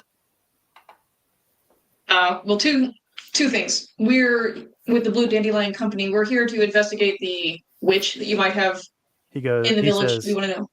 He says, "Ah," and nods his head as if expecting you to say you were a group of thieves, and that you just confirmed it by trying to go in his back room. So, I forget the name of the freaking alchemist. In real life, in the game, I don't know if I'm quite that dumb.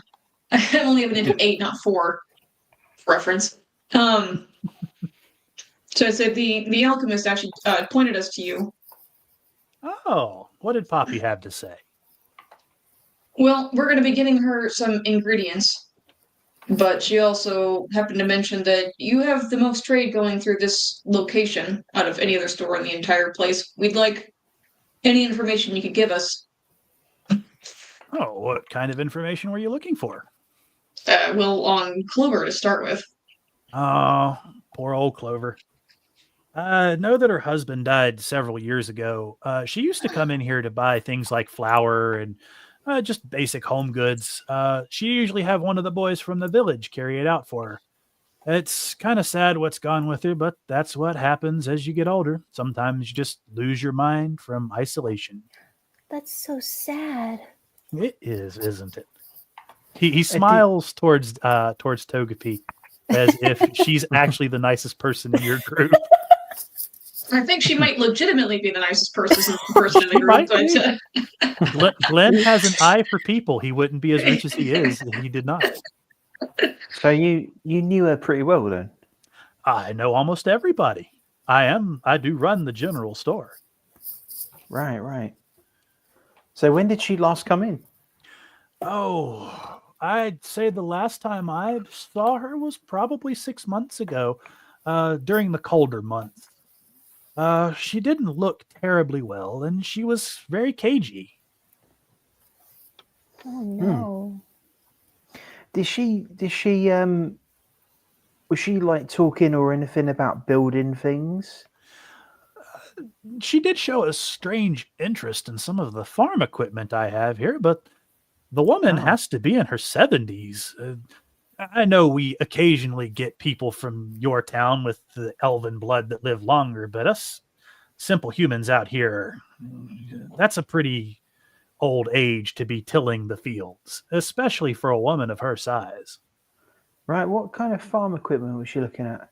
Well, she was particularly interested in the scythes. It seems strange to me, and maybe she needed to trim her yard, but I know she has one, and she could have taken it to the blacksmith at any time, and he would have just pounded it sharp for her again. Heck, she's so well known in the town, one of the boys, when they were out tilling the fields or doing work outside the walls, would have probably gone and cut her grass for her.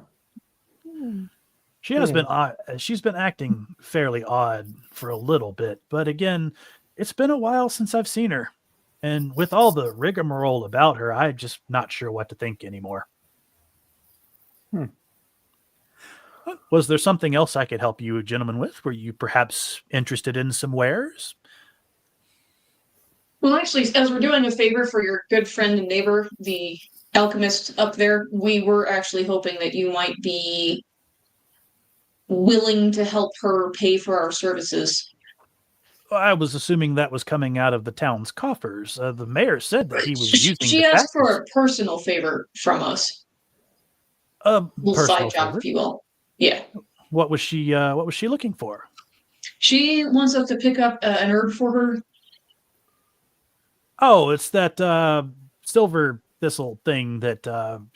yes, it's very common around here. She said something about clover providing the best, but since I don't dabble in potions of any kind or medicines, it really doesn't make much of a difference to me. I have my standing orders with Poppy, and that's about the extent of our business dealings.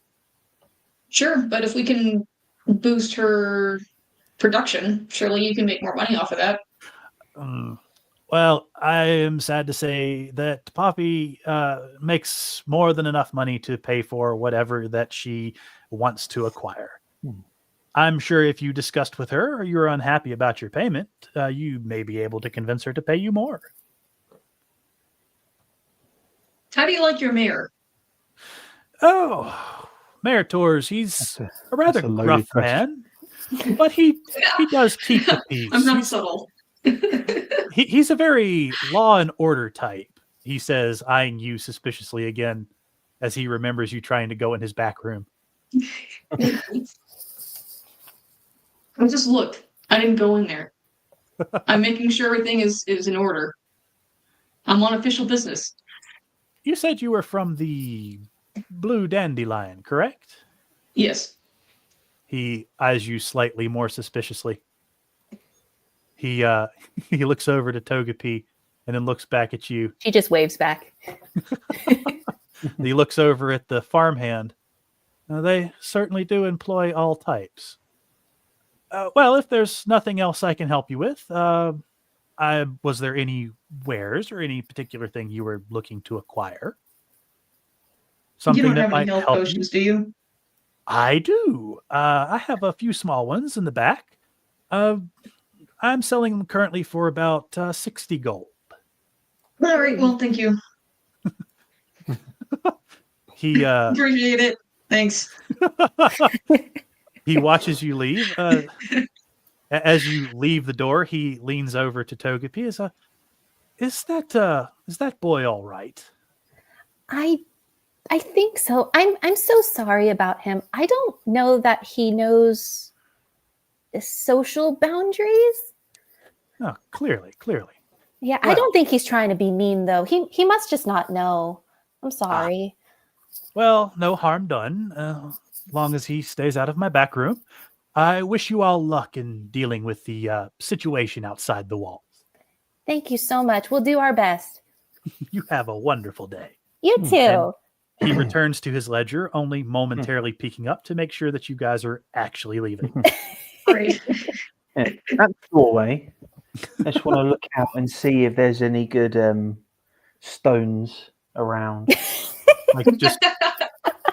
Well, you are walking Good to on be sure. cobblestones, but they are well cemented. Verdant Hill, the town you're in, is a fairly wealthy little rural town. It has a wooden palisade that has been whitewashed. It's fairly peaceful here, and almost all the buildings are made of stone. From all you know about the town, it's been here about 100 years. Okay. All right. So no loose stones then. I'm sure if you searched for one, you could find a loose stone. In the grass or something, maybe.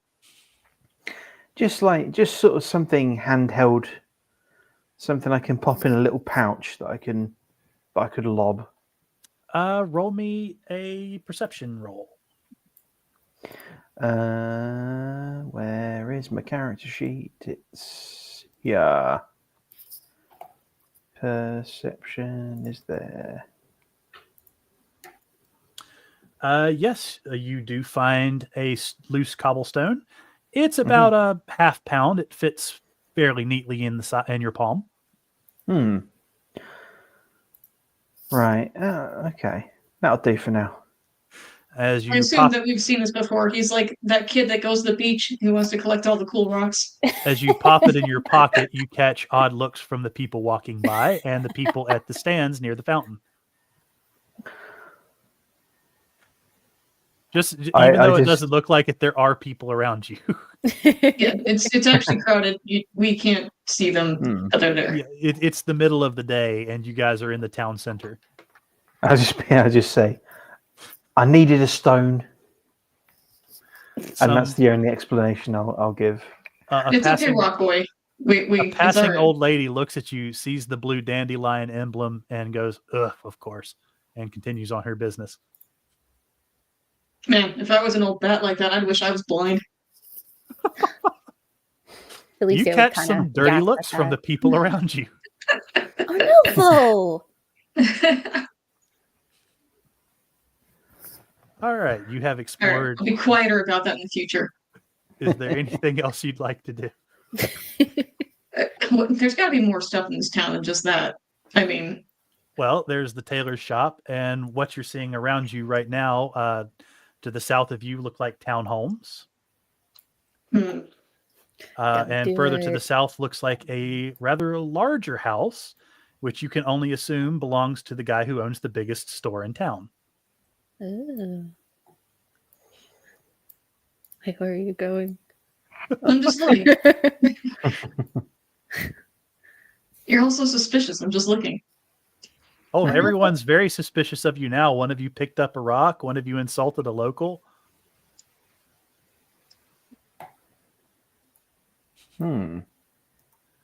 You open the door, and some woman inside screams.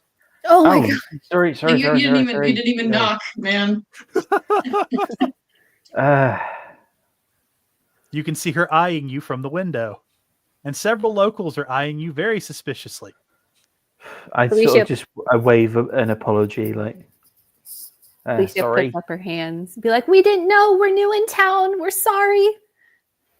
Several of them walk away grumbling, but they're all still eyeing you fairly suspiciously. We need to you have made yourselves quite a spectacle. Uh-oh.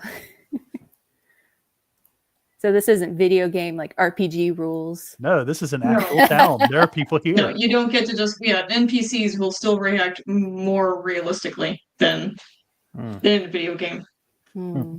As you look down the street, you just see rows and rows of more townhouses and cabins. Right. Okay. So this is where people live.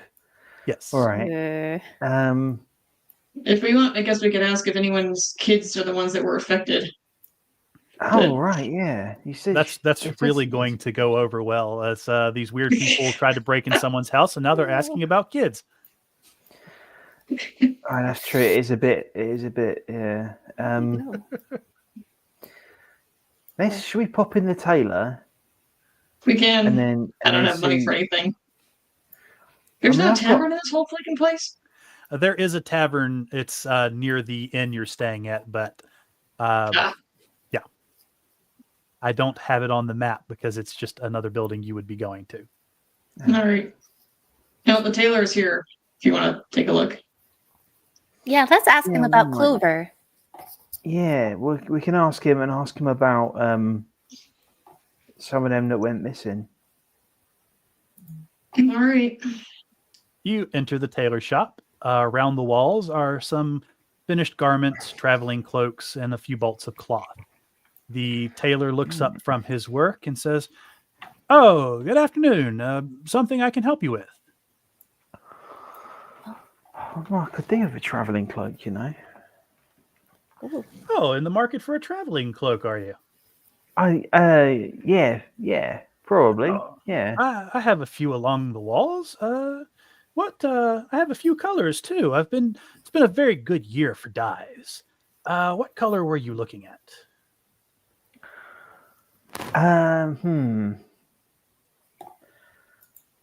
What colors has he got?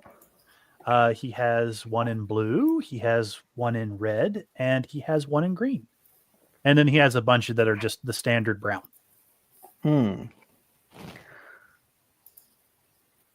That green looks all right. Is it like a sort of darkish green? It's Or- dark forest green. Hmm. Yeah, that looks all right. The green one there. Ah, good eye, good eye.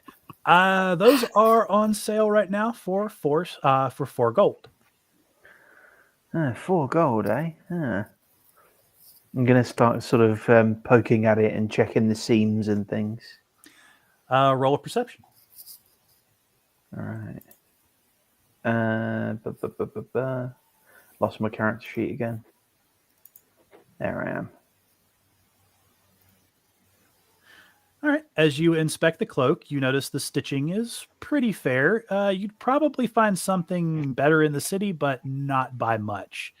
The material is very good, and the color is thorough throughout. Mm-hmm. All right. Is it 4 gold good? Uh, most cloaks in the city go for about 3 gold. But you are kind of out in the rural village, and this is the only tailor shop. All right. I I mean, I'm wouldn't a pay 4 rural. gold for that. I'm a I was going to throw rural. that. I'm a rural boy, so it's probably the sort of thing I'd be expecting to pay. Well, I don't know. I As will I, just throw that out there. Just vocalize that because I'm up against the window, being very bored here, just going like, I wouldn't pay 4 gold for that. See if that helps at all. The tailor is eyeing you suspiciously. well, while I'm looking at the seams and things, Mm-hmm. so yeah, this would be pretty good for the woods. We're actually heading out that way, probably to look for someone who lives around here. Name of Clover. You know anything about Oh, Clover? you're the mercenaries, aren't you? Uh, He starts searching your clothing for the emblems. Oh, blue dandelion. yeah, I gather that that's not very well regarded here, but it's is what it is. We just want to help people. The tailor nods. It's like, ah, yes. Well, it is a sad situation about what's going on with Clover. She was never terribly wealthy, but I did my best to help her out where I could.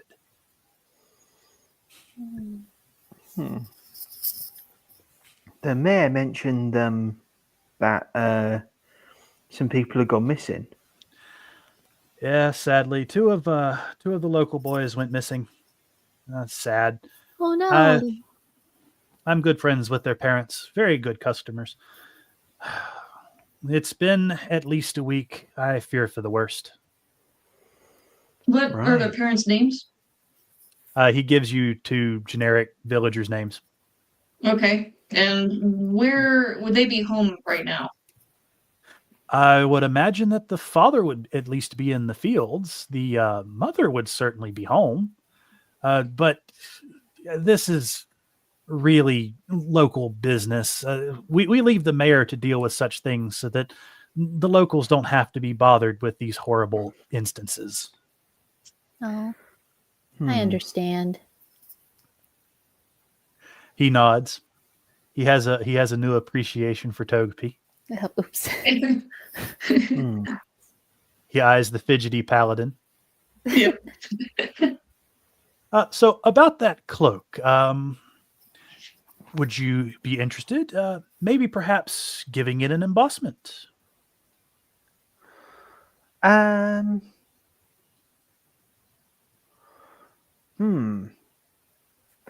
Well, it's a nice cloak. It's pretty good. It's pretty good. And it'd definitely see use. I'm just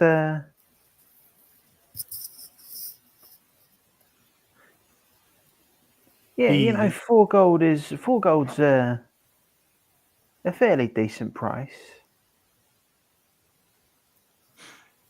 You are always free to try to haggle with anybody. You, I you mean, never say a decent price. You go, that's over. A little steep, tiny bit steep, a little bit.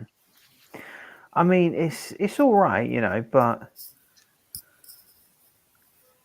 I wouldn't normally pay more than three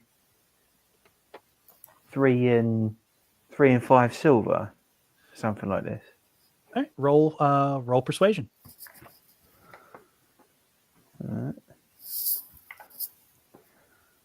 Is there a way to keep my character sheet open? I'll see if I can find that after I try and rip this man off. He says, sadly, with the cost of materials, yes, it's been a good year for dye, but these kind of things don't happen every year. And I'm sure someone will come by who can afford 4. Huh. I don't know about that, it's pretty quiet out. Well, I do have about 100 people in town, and winter will be coming around before you know it. He smiles at you. I mean, we can sweeten the deal a little bit, maybe, with something like maybe a 3 and 7. I'll give you a chance to roll one more perception or one more persuasion.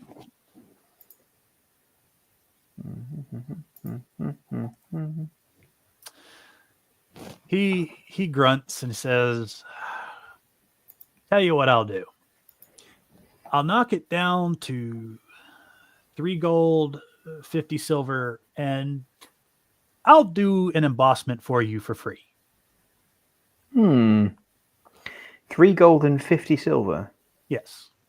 Oh, is it 100 silver to the gold? Oh, sorry, 3 gold, 5 silver. You know what? That's a deal. I'll take that deal. That's a good deal. He nods and says, all right. Would you like me to emboss your guild symbol or a personal symbol? I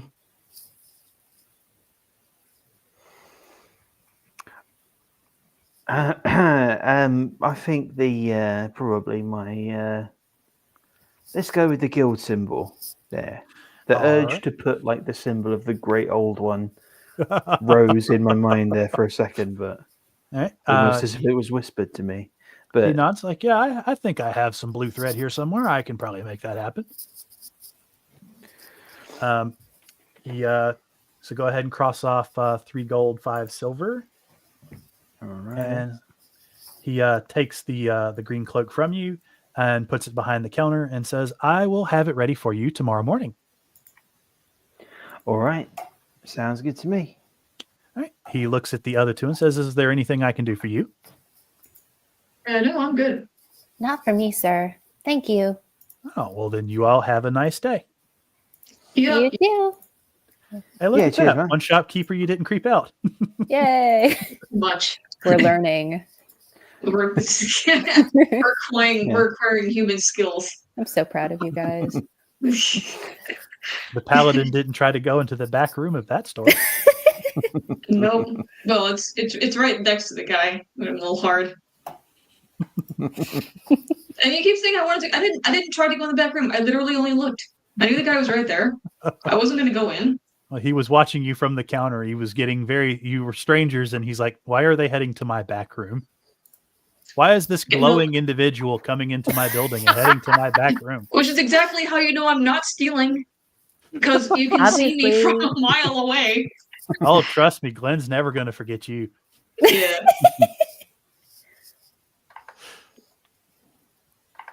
All right, what would you like to do now? Is there anywhere else? There's a big building at the top corner. I don't know what that is. This thing. That would be the mayor's house. Oh, it's house. That's his house. Don't do And there it. is a very good chance his wife is home. Well, I will, if you do, I will jump on your shoulders and stop you. Or try. Well, you can see the gears turning, Oh, yeah. in my brain here. So if you need to step it. Stand in front of you and go, no. Usagi's thinking about going and giving the mayor horns. If you don't want to investigate, fine. Whatever. You don't have to investigate. I'm sure if he liked you, he might have invited you to dinner. If you weren't strange and off-putting, and he might have received a couple complaints about you while you were gone. Probably. No. I'm not being paid enough to care. You don't even know how much you're being paid. That's the other problem. Right now, we're technically doing this theoretically for 10 gold total between all of us. Well, that's for what you'd be making here. You get paid. Well, yeah, when but you I'm go saying back it's to the entirely guild. possible the mayor isn't going to pay us at all. Is what I'm saying. We haven't heard anything from him. The mayor's already paid the guild. You just have to return to the guild with the job done and his verification that it was done, and then you get paid. All right. The guild's not about to send you out on a job that they don't have money for. All right. You're a prepaid guild service. All right. You're the prepaid phone of hired help. Yeah, but for all we know, it's 30 gold split between all of us. You know, with this extra 20 that, this extra 10 that we've got on the side, maybe split between us. For someone so concerned about money, you certainly haven't been haggling. I tried haggling. The alchemist was just poor, and then it's a little gauche to haggle with the priest too much. But I did make sure that our bleeding heart over here didn't get us to work for free on that one. Actually, in this world, it would have been, given the teachings of Esper, it would have been completely sound for you to have haggled. All right. Oh. Nice. Esper espouses hard work, knowing your specialties, and not envying others. Well, then I'm going to haggle post job done. That's what we're going to do. Say, man, now that we got it all done, it was horrible. And we went through so much hardship. The mayor goes to his window and watches you running circles around your teammates and eyes you. The crisscrossing scars across his face are twisting and confusing. Felicia just waves at him. You can tell he was wondering, what's this weird light that keeps glinting across my window? Dude, how bright is it that even in the day people can see me? Well, it's just that you shift the shadows when you walk. You're not super bright. It doesn't hurt to look at you, but when you're kind of like having an extra light in the room, like a dim one. It's casting a second shadow, and it confuses people. Well, at least hopefully no one can cast darkness on us. You are immune to magical darkness. Cool. What? All right, folks. Should we ask? Oh, we can ask the mayor if he can provide food for the job, so we don't have to pay for it. You can get sandwiches for the road. Yeah, I got rations. I said sandwiches. I didn't say rations. Then you can. Okay. Are we done? Do we want to talk to anyone else? I'm good. All right, let's go back to the mayor. Okay. The mayor watches you advance, watching the shadows flit across his walls. He's not even saying anything. He's just kind of glaring at you. I take it you're done harassing the townsfolk. I'm sorry if it came across as harassing. Just trying to be very thorough. He smiles at Togepi, and then he frowns at the nightlight. He kind of just ignores the farm boy who's been quiet the whole time. Like, so I take it you're ready to go out and take a look at the cabin. Yes, sir. Yeah, we're ready. I don't know also if they've told you, but food and drink was not included in our fee, so your lodgings have been set at the local inn. You've already been paid up for your time here. Your food is something the guild said you would be providing yourselves. Nah. Always miscommunications. Well, I know the contract I signed. Are you saying I signed the wrong contract? Well, I know sometimes they're not that careful. They probably got the wrong one. Okay, goodbye. I'll talk to them when we get back. He's kind of eyeing you real suspicious. He's like, are you coming to me begging for food? I read the room. Begging? No, if I was begging, I would have had a bowl. Arnulfo, I have rations if you need food. All I right. have some of mine. You have Okay, we're rations. gonna have a conversation when we get outside. You have rations too. I gave you rations. She assumes that he must not have them if he's pushing this hard. Maybe he didn't come with them. The mayor looks at your emblem again, sighs to himself, and says, the contract is what the contract is. If you want any specialty food, I'm sure the inn can accommodate. But I have paid all I am willing to pay. All right. Well, we can head out and try to find this Clover person. So you're ready to go to the woods? Yes. All right, Matt, where'd you go? With that? He read the room and he fled. He got I can't find you though. With that, the mayor come on this stands. way. With that, the mayor stands up and says, "All right." There you are. And he grabs his weapon and his armor and clasps it on, and he escorts you out of the town. And I will be back in just a moment. I need to take a quick break. Somebody entertain the chat, if you would be so kind. Entertain the chat. Entertain. Entertainment. Are any of us entertaining? Is the actual question. Oh, actually, that's a great question. Yeah. Felicia, I need to work with you. Come here. Yeah, what's up? Okay. When I'm trying to ask for food and stuff, don't mention whether or not we have any. Just assume we don't. What are you This is talking about? It's just a rule of thumb. It's polite to do it that way. What? Yeah. I mean, why else would you be asking for sandwiches? Well, who doesn't want sandwiches? Are you happy with the dry toast and biscuits that we got? Well, Jerky. They're delicious. I don't know what you mean. Yeah, but you both had sandwiches, right? Like you've eaten them. Yeah, a few times. Okay, right. No. So I assume you know that they taste better than dried salted pork that was already kind of going off when they dried and salted it, and also better than toast that has also gone stale. Well, What could yeah. be better than that? Well, I see the bacon for conversation one. has taken an interesting turn. Wherever I mean, I'm I am used to I did have fresh eggs and stuff. So Ooh. just so you are aware for the future, all your contracts are negotiated by the guild first, and you picked up the flyer that was posted on their board to take the job. So you knew how much the job paid, and you will always know how much the job pays beforehand. Okay. I was just trying to skim a little bit extra. That's all. Okay. That would be something you would have to negotiate with the guild. But given that you guys are just contractors, it might be difficult because this is kind of like they let you take jobs, but they let you take it from the common board. So it's pretty much up for grabs for anyone. Right.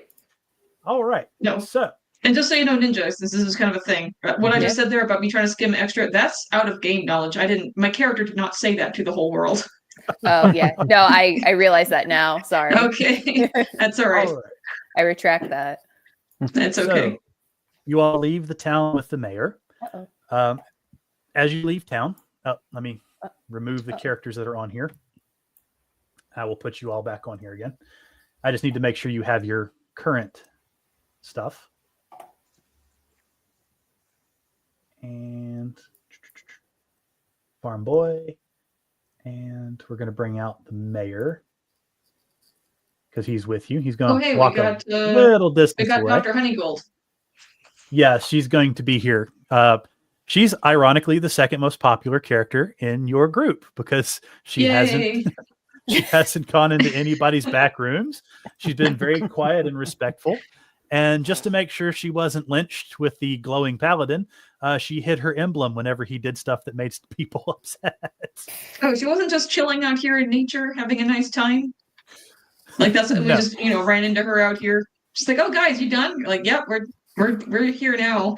So as you leave the town, you pass by some fenced-off fields that are growing various foods, some pastures that are holding sheep and cows, a couple of hen houses, just various farming things. It is a small agrarian town. And you continue out on the road until the road starts to become a trail. And you've walked about, say, a half hour before you start to hear sounds in the woods. And the mayor starts to curse under his breath as wolf howls are heard. Oh. And he looks over at you and is like, keep your wits if you can. Animal attacks have been frequent. And it's especially bad because I'm level 1, just like all of us are.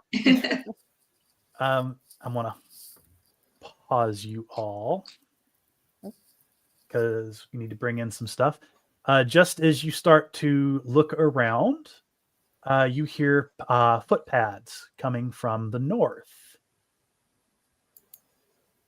And you see 3 wolves appear ahead of you. 3. Oh my goodness. There's 5 of you. Oh no! You may 3. recall. You may recall that yesterday you and I did a little test with my character, and you killed the heck out of me with only 2 wolves. I mean, you overkilled me with the amount of damage. All right. Well, as the wolves approach, you notice they twitch oddly, and one of them is bleeding from an eye. In fact, They aren't walking quite like normal wolves. They seem to shudder and shake as they move, and occasionally they'll bend back and pull off a hank of hair. Whoa. And they eye you and start making their way towards you. And now you guys get to roll initiative, which you will do under the second tab next to the chat window. It's got the little crossed swords. I assume no advantage or disadvantage, right? Not right now, no. All right. Are they even alive? Wait, can I control Dr. Honeygold? Because I have her D20. I'll control her. Okay, I just saw it there and I was wondering. Yeah, just click on the on your D20s and that'll roll you. All right. Oh, initiative normal. How in the world am I the first one when I have like the low text? All right. Wow. So up first is going to be one of the wolves. So let's unpause the game. So there is a ruler that you guys can use. If you just hold down on your character while you move them, it'll show you how far it's taking them. Each space is, well, I don't know if it's showing you guys. Is it showing up on yours? If it's not showing up, you can move a maximum of 6 squares. Each square is 5 feet. How much does moving diagonally count, or does it? I think that's... Or is it just left, up, right, you up? You can move diagonally. I think the first one counts 1 and the second one counts 2. Okay. So you can move up to 4 squares diagonally. Gotcha. Okay. If I remember the rules correctly. All right. That's right. So, oh Lord, two of the wolves got initiative above you. Mm-hmm. Oh, that's Father Creed. That's not supposed to be Father. Yeah, I was noticing it wasn't the mayor. Let me put the mayor out here and roll for him. Quick, let me get behind you guys. My hero. Yeah. So is that legitimately me, or does every character get this? Because like every time I move, moving around. Sorry. I will lock you out. Get back to the space you were when combat started. Here you go. I was just noticing though there is that glow, and I wasn't sure if it was only me or if everybody actually on like their own screen they see Okay, that. I forgot I mixed them up. So he is technically the right person. Okay. So don't mind that says Father Krieg. That's not Father Krieg. That's the mayor. Alrighty. I'm pretty sure. Let me make sure. I'm pretty sure the pastor does not have 31 health. Hey, you never know. Either way. Give me one second. Alrighty.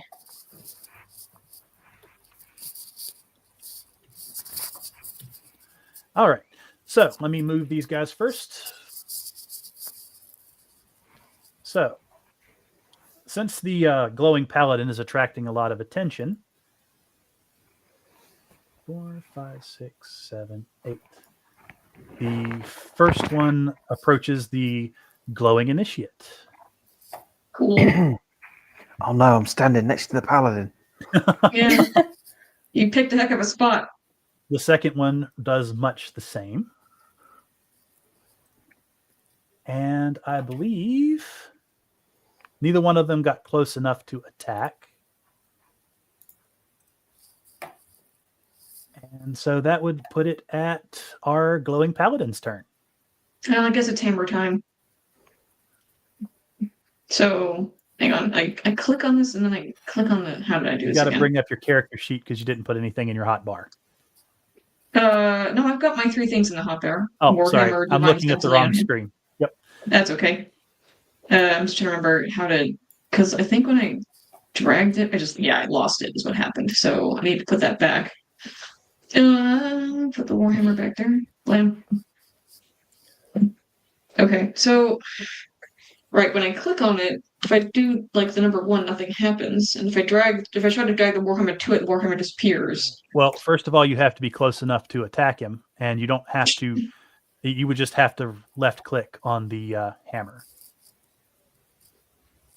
Okay. When I left click on it, nothing happens. No, it's coming Unless up it's in the chat. It's in the chat. That's where all the rolls are done. Everything's guys on can- different freaking tabs, man. Yeah, for the rolls, they're all going to be on your tabs. Go Okay. ahead and roll your attack again with that because you rolled like 6 attacks. Okay, let me try that again. Oh my goodness. That went down. Okay. Let me get to- Okay, so you rolled a 5. You miss. I was asleep that day in school. In Paladin school. All right. Anything else you want to try? I don't I think you don't. have any bonus actions. Yeah, I don't think there's anything I can't do. All right. Then we will move the turn to Matt, Mm-hmm. and it is your go. Right. Well, I have that stone in my pocket, so I'm going to cast Magic Stone on that stone. Okay. With a bonus action, and then I'm going to lob a stone, that exact stone, at maybe this one here. Okay. What was the damage on that? So it's a D6 plus my modifier, which would be 2. So D6 plus 2.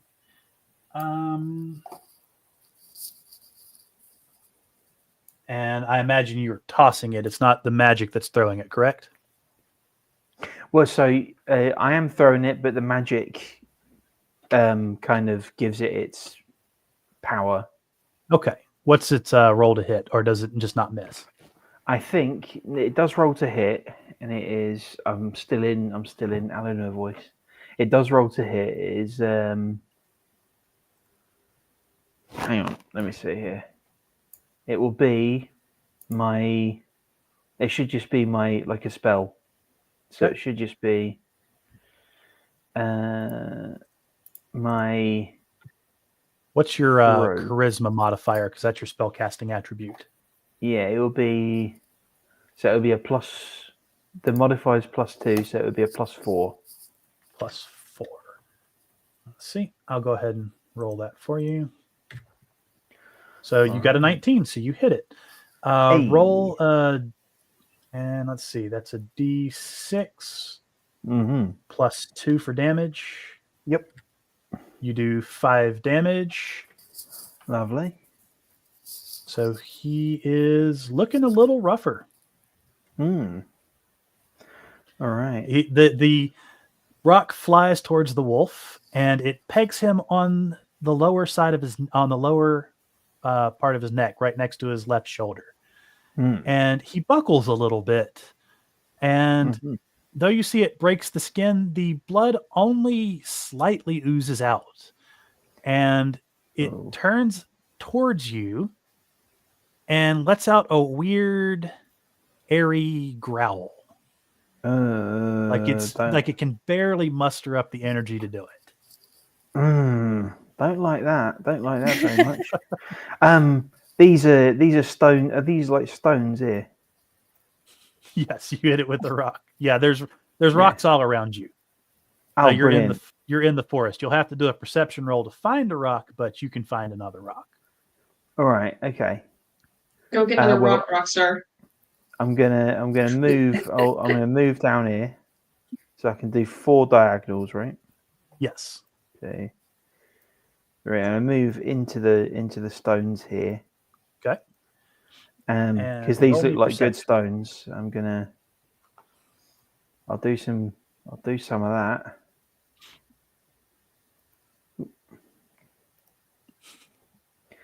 I'll go ahead and put this over here. Roll perception and then Yes, roll a perception roll for me, please. You're yeah. So you squat down and you find a lot of very large rocks, some that are just really, really small. After some fumbling, you do find another rock about the size of your palm. All right, that'll do. Okay. And I'm assuming that will end your turn. That will end my turn, yes. All right. Going to kind of let some of this slide today because I'm not sure what the actual rules for picking up rocks are. All right. Togepi, it is your turn. All right. Remind me, which wolf did you hit? The left one or the right one? It was Last the time. one on the left. The left. Okay. That one there. I am going to move over here and try and stab him with my dagger. All right. Go ahead and do you have those in your hot bar? I do. Okay. Go ahead and push the button for me. Oh, 23. Wow. What? Nice. Yeah. And That's what you get for being nice. Luck. I guess so. Thank you, God. so you stab the wolf and you stab it so hard it literally picks up off the ground, but it doesn't seem to be in any pain. In fact, its eye meets yours for just a moment and then it just kind of relaxes and passes away. Oh. She's And- freaked out.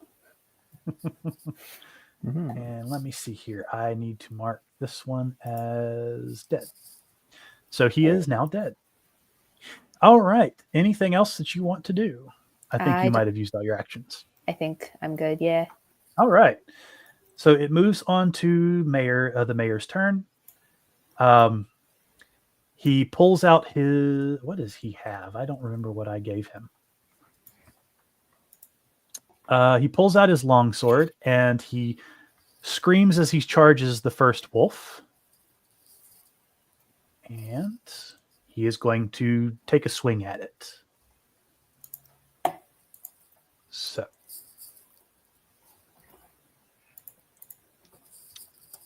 So he takes a swing and he hits. Yay. But at the last second, the wolf kind of bends oddly as if it missed a step and only takes a grazing blow. Oh. And let's see, I think that's all he can do right now. So he sets in behind his shield, ready for the next attack. And then it shifts to Molly's turn. And Molly, being a good little sorcerer, comes back here behind everybody else. And we're going to have her cast...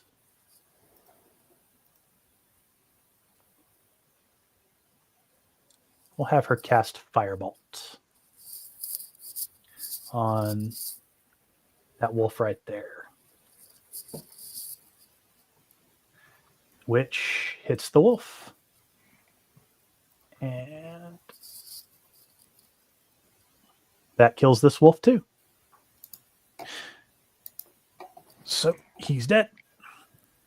And that moves on to the last wolf. Let me pull this back out again. Oh, yeah. Vibing over there.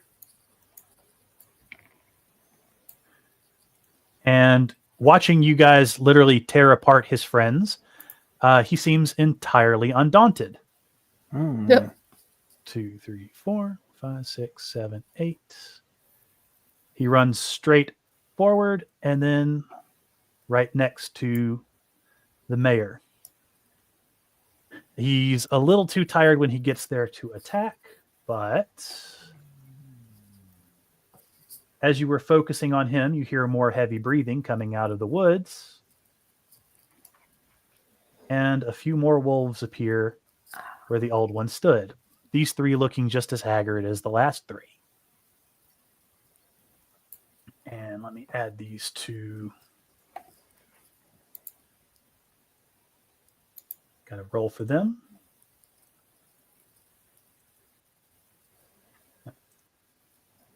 All right. So we start a new turn, and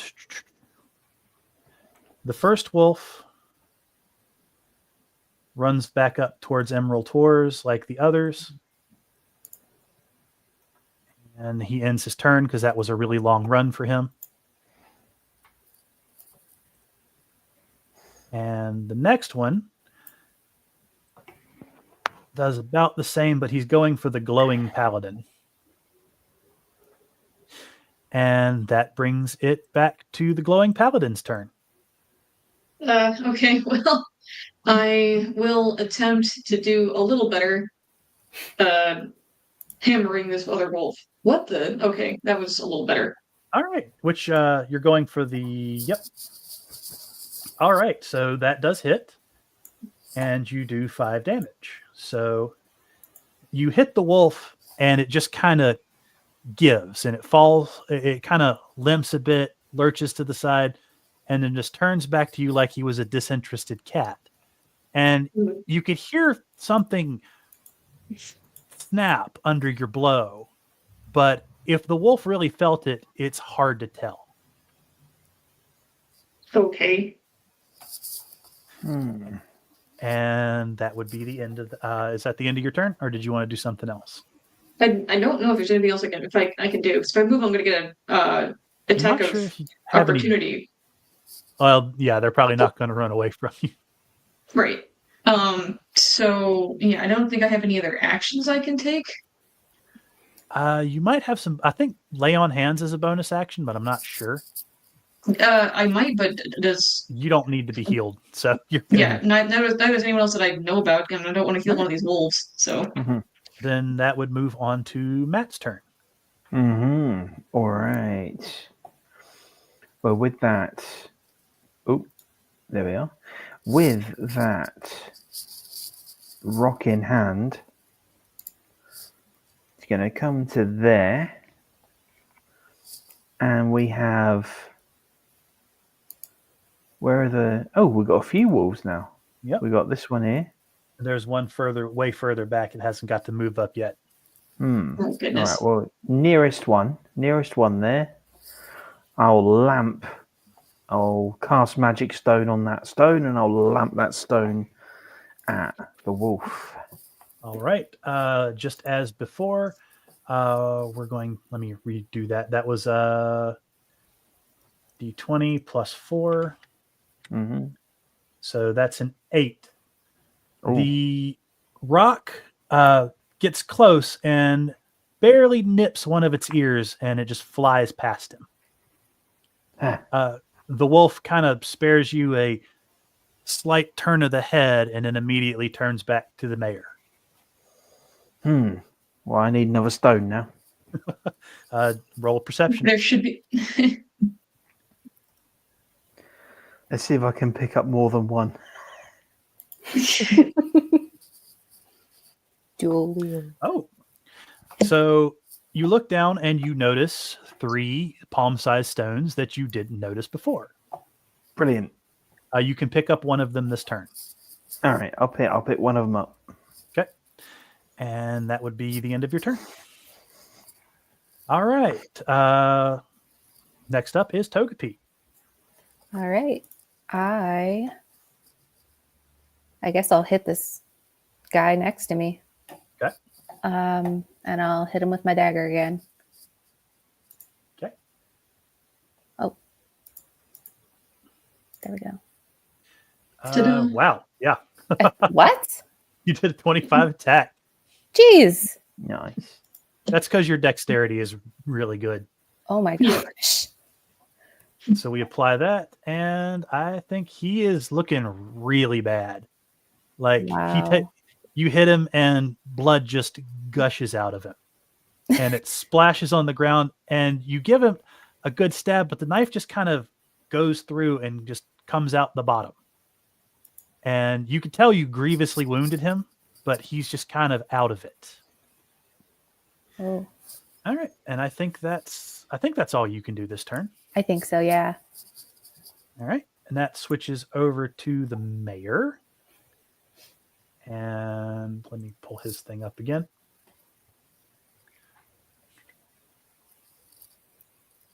Oh, I can just double click him. And he's going to attack again.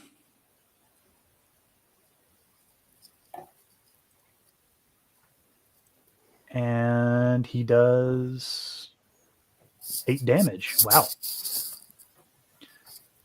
So the wolf that you were that Matt was trying to hit earlier, the mayor just brings his sword around and just does a huge laceration across the front of the wolf. You can just see fur and blood and bits just fly off the blade. And the wolf lurches back, but then pads forward again. So he's grievously hurt, but he's just not quite down. And that will move us on to Molly. And what's Molly got here? She's got magic missile She does. as well. Every one of these wolves is at least partly hurt, I think. So we will cast Magic Missile. Yeah, she can pick multiple targets as well. Yep, she should be able to. Up to 3, I think, for first level for magic missile, right? I think so. I think so, yeah. Well,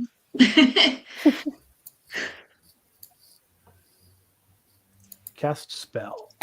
Firefly is looking expectantly at Dr. Elf back So there. She does 3 damage to the wolf that the mayor wounded, which the missiles fly straight from her hand and just impact the wolf like rocks sinking into mud. And the wolf falls over and just kind of lets out a breath and dies. I think that was... No, not that one. Not that one either. You need a number of them at least so you know which ones are which. There he is. Okay, that one Yeah. is dead. And he would have been the next one up. So the last one, who's way back here, he runs up to the rogue, which has done so much damage to his comrades. He looks a little bit livelier, but he's like the most alert stoner at the party. Right. So he gets up there. It was a long run for him. He looks a little bit winded, and so he can't attack this turn. And that brings us back to this guy. So the next wolf, he tries to attack the mayor because it's worked so well so far.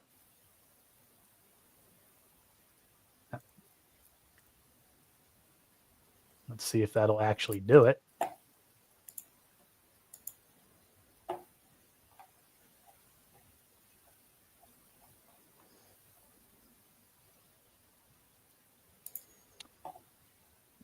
it just does not want to work for me right now. So let's see. I'm just going to roll him a... So he tries to take an attack at the mayor. I know that says the mayor did that. He didn't. And he misses. The mayor just plops the thing aside with his shield. And that moves on to the next wolf. And he's going to try to attack the glowing paladin. Big shock. Well, you are a big target. I am. I'm in fact What? probably the biggest target. What is your armor class? That would be on my character sheet. Give me a second.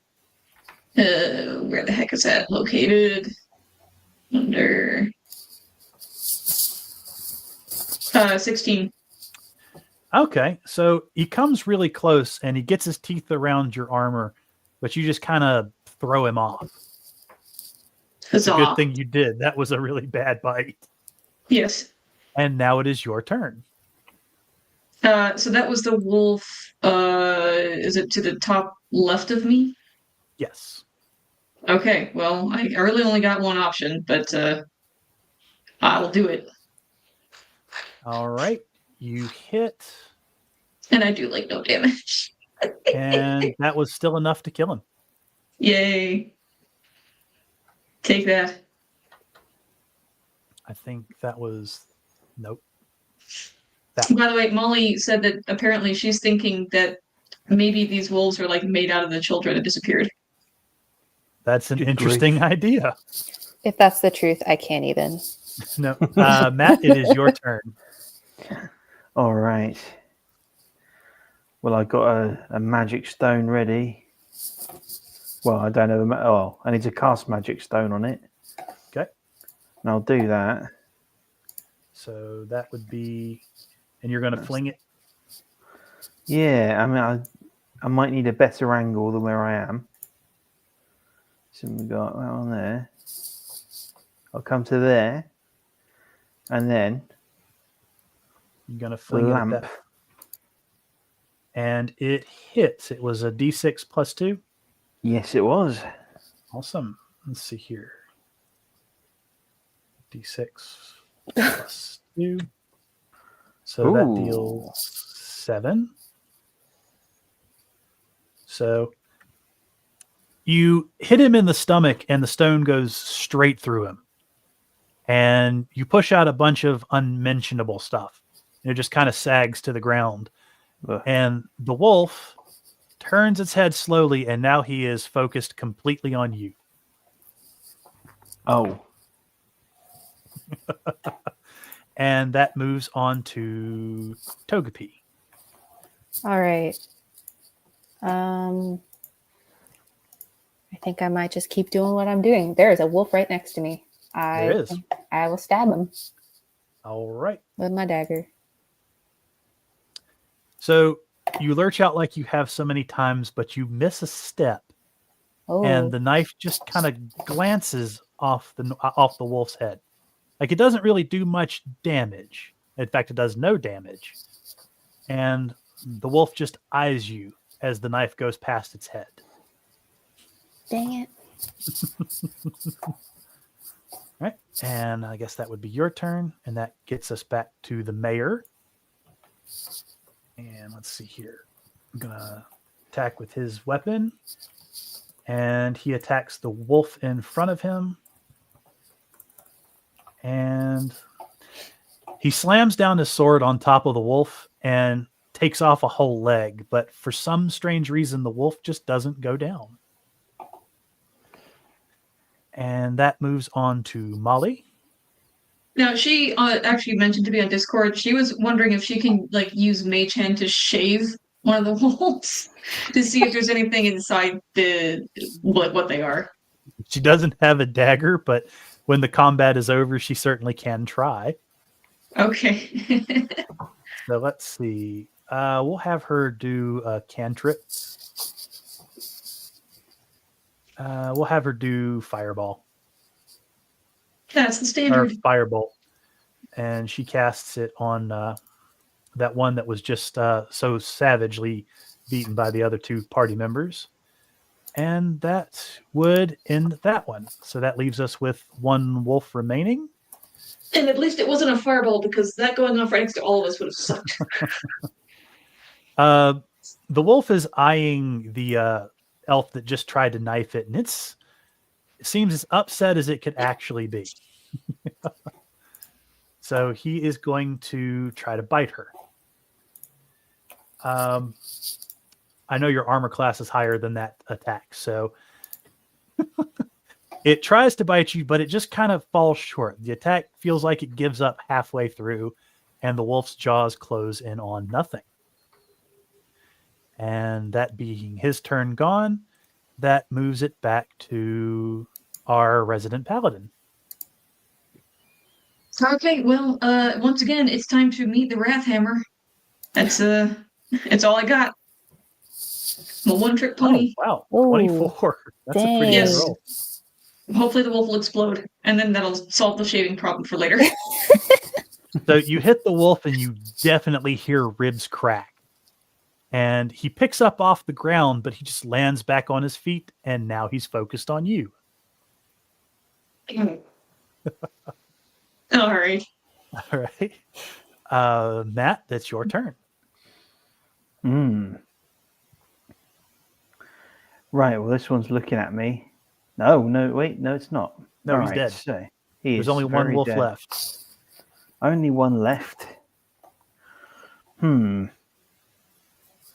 not going to be... It's not going to be the easiest throw. Especially from down here. I'm going to have to come back down to my pile of stones. So you have a choice. You can pick up both the rocks, or you can pick up 1 rock and use your spell. It's going to have to be pick 1 up,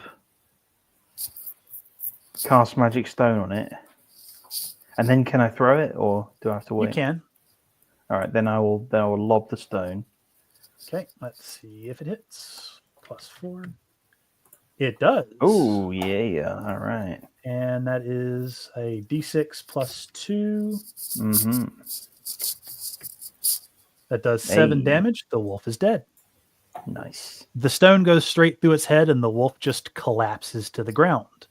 And with that, combat is over. Whew. I We- immediately look for more stones. Yeah, Rockstar, you're gonna wanna do that. All right, so you see a number of stones. You can pretty much pick up as many as you can carry. They weigh about 1 pound apiece. All right. I'll pick up as many as I can. I'll fill my pockets. So we'll say So you then- have yeah. 10 stones. We'll go with 10. All right. All right. Anything else you guys wanted? Molly said she wanted to try to open one up. Yeah, to shave them and see what they look like on the inside. All right. Someone's going to have to lend her a dagger because she doesn't have one. Oh, she can have Yeah, one Okay. either. So she borrows. yeah. I don't Togepi- have a dagger. I have a hammer, which is Oh. not the right tool. So Good Molly, enough. borrowing Togepi's dagger, bends down and cuts into one of the wolves. And blood and some kind of black viscera just pour out of it. And you guys everybody roll a perception roll for me. Mhm. All right, give me a second. What the heck? I was very perceptive for once.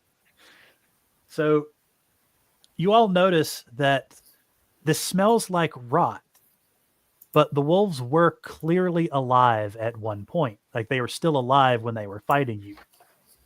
But it's like they were rotting from the inside. And the mayor covers his nose and turns away and is like, "Why did you cut that thing open?" To which Molly replies, "Well, I was curious what was inside." And the mayor looks at her, is like, "You knew these things were rotten. This is what's been coming out of the woods for weeks. It's why I called you in the first place. Don't cut those things open." Does anybody else want to add anything to this? I'm I currently went- wiping my hammer on the grass. When you said things that she'd built, I thought you meant sort of like clockwork things, not like dead things. These things clearly haven't been built.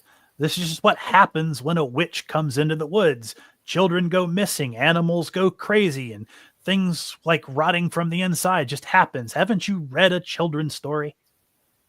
Can I roll What an kind of Arcana on children's that? stories have you been reading? He's been in it's very dark children's stories in this agrarian town. They're roll? surrounded by the woods all the time. They're going to be really terrible stories. Is there anything I can roll to try to count, like cross-reference that against something like Arcana, History, Sure. Insight, Roll history. History? Okay, it's gonna be -1 no matter what. But You're not even sure history is a thing. In fact, Oh my anything this God. guy could have told you just I rolled a automatically believe what he one. told you.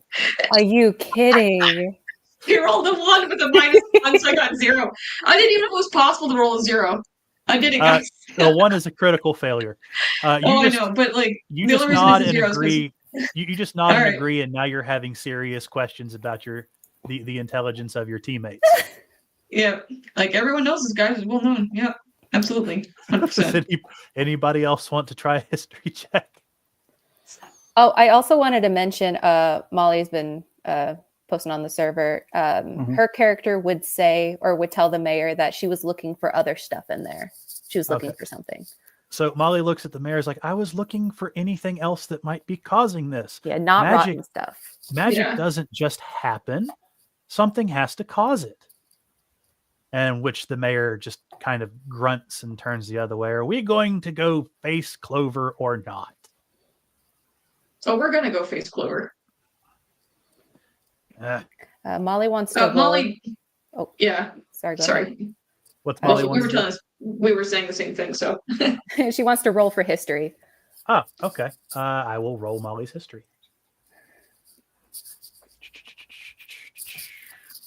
I think Molly is supposed to have more health than that. Let's see here.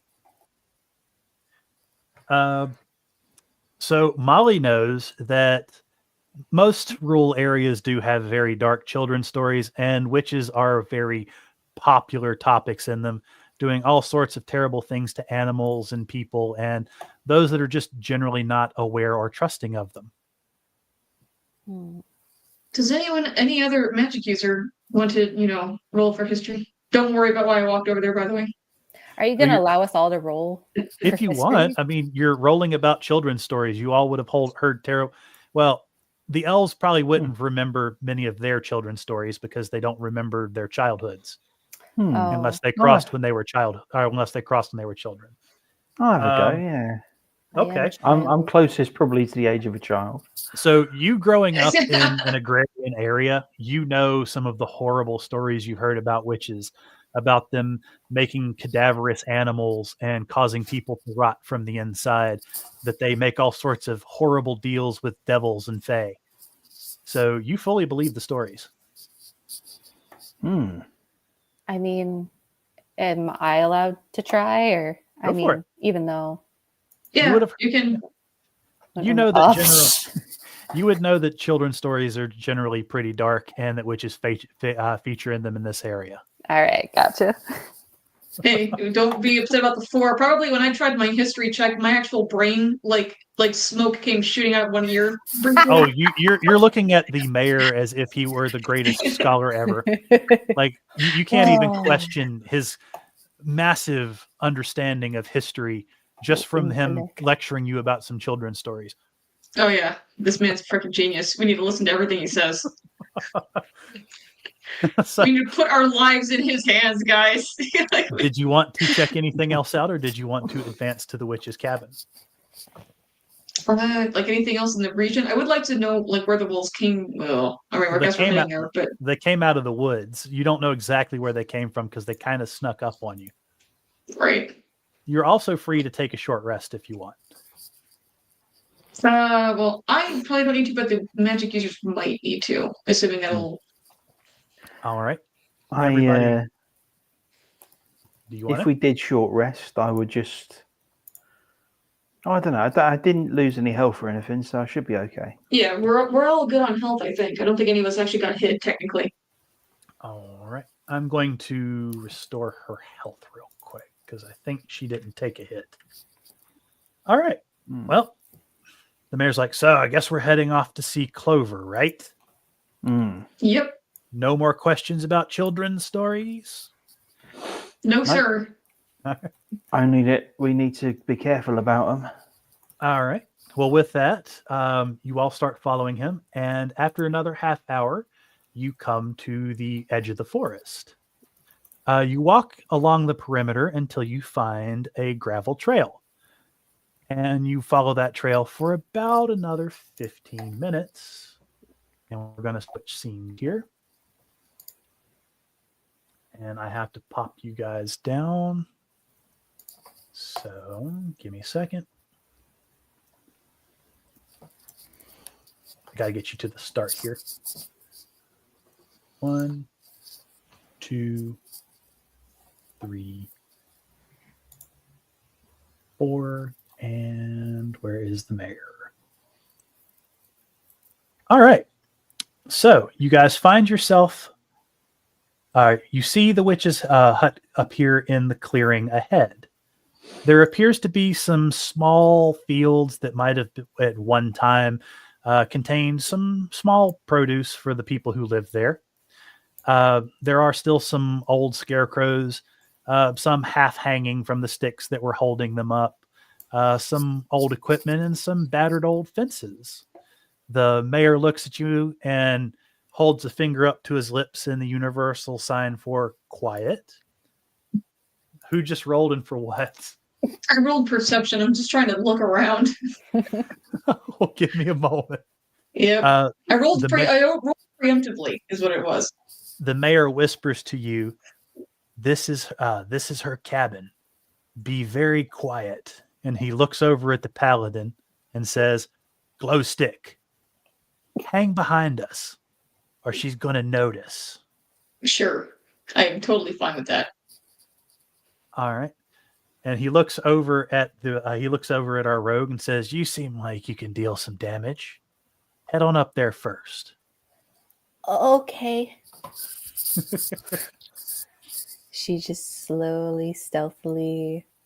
Also, she's looking for the thing that one person needed, like, or wanted trimming. So you can get you can get that once the witch is dealt with. Gotcha. It's a plant, so okay. And you all can start advancing as you choose.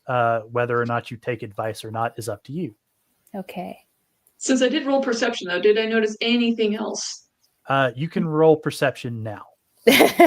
Okay, so my previous roll doesn't count. It only counts now. Okay, well, we'll see what it comes out to. You don't have to keep advancing just yet. Give everybody a chance to catch up. Sorry. Oh wow, you got a 20. That's a persuasion. Dang. Oh. What? Oh, shoot.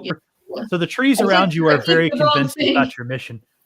What happened? Oh, there's perception. My bad. There we go. You barely see the cabin until the mayor slaps you on the back of the head and points you in its direction. Yeah, no, my brain fried a little bit. Like I said, when you saw smoke shooting out my ear, that was, I blew a gasket. You got to give my little head gremlins a minute to... He's got to recover. Yeah, well, hang on. You want to hang back, right? Like, how far back are we talking here? Because he just wants you to not... He wants you to not alert her because you're glowing. So just hang closer to the back of the group. Okay. Oh, yeah, I got to move Molly. Oh, so it definitely is only me. So I can see the little glow effect. Yep. Okay. As you're moving back and forth, the mayor shoots a dirty look at you. I'm just doing tests out of game. I'm not doing it in game.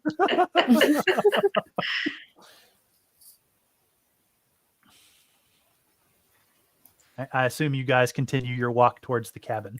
Yeah. I mean, do I notice anything out of the ordinary as I'm walking? Everything seems pretty normal. Okay. The mayor from behind you kind of like makes a noise just loud enough for you to hear and points towards the end of that little sandy area to stop. Oh, at the end? Yep. Okay. About here? Yep. And he catches up behind you. And he says, all right, see if you can't sneak up to the cabin and look in the windows, see if she's there.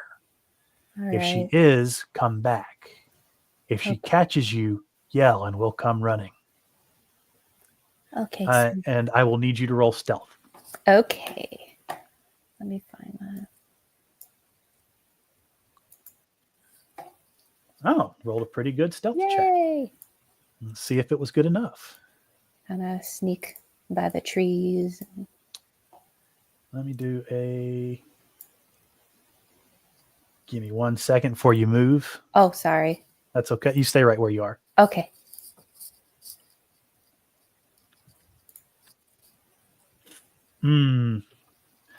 Okay. Stay right where you are. So you make it up to the window, and when you look inside, you see Clover staring right Ah! back at you. Okay. I scream. All right. Hang on 1 second. Everybody, I'm going to pause you all. So the moment you scream, you start to notice the scarecrows in the field start to shift.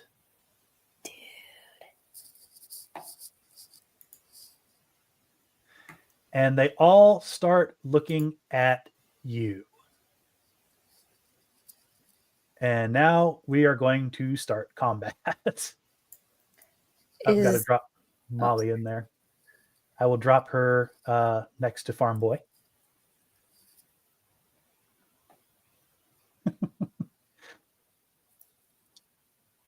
I would have given you some time to like sneak up there, but since you were right there, I'm like, yeah, it's more fun to just have her look you square in the eye. That was fantastic. And go ahead and roll for initiative. So that'll be under the little crossed swords. Hey, look at that. It's good that Felicia up there got a fairly high initiative. Yeah. Okay, roll for the NPCs and roll for Molly. All right. So it looks like our rogue will be going first. There's no like window pane on the window. Is the witch part of the combat? She is part of the she's looking at you through the window. Like she's just staring straight at you through the window. Like you met eyes. She sees you outside. Yeah. Okay. And she goes third. So it'd be you, then so me, then she her. is- So Okay. So you get to choose where you want to go.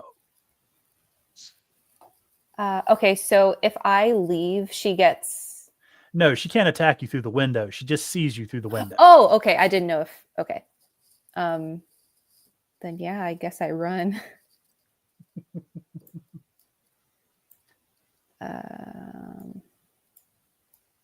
Where do I run? you Can I run go back to us. Yeah, I might actually. Oh, dang it. Oh, game is currently paused. Oh, sorry. Oh, no, you're Let me good. unpause that. Thank you. Ignored the advice from chat where it said if I were a level 1, I would have turned around. Yeah. She wasn't thinking. All right, Hey, I'll move look, there. I So have are an you going to excuse. shout to anything to the other people in the party to let them know? Maybe scream. She's in the Talking is window. She saw me. She saw me. Remember, As talking is a free action. As I run back, I'm yelling like, "She's there!" You hear the mayor curse. He was hoping you guys could have snuck in there and taken care of her. Dang it. All right. So you've run back. Is there anything else you'd like to do? I think you still have your buckler equipped. So I do. Okay. Did you try to sneak? There's nobody to sneak attack. Can I sneak? Oh, that. Yeah. You tried to sneak attack Molly. Could I use my blowgun? You can. Who would you like to use it on? On the scarecrow off to the left. The one lower on the left? Lower on the left, yes. Let's see here. So you blow one. The dart hits it and just kind of sinks into it, but it doesn't seem phased at all. Oh, no. Well, that's good to know. All right. Anything else you'd like to do? I think that's all I can do. All right.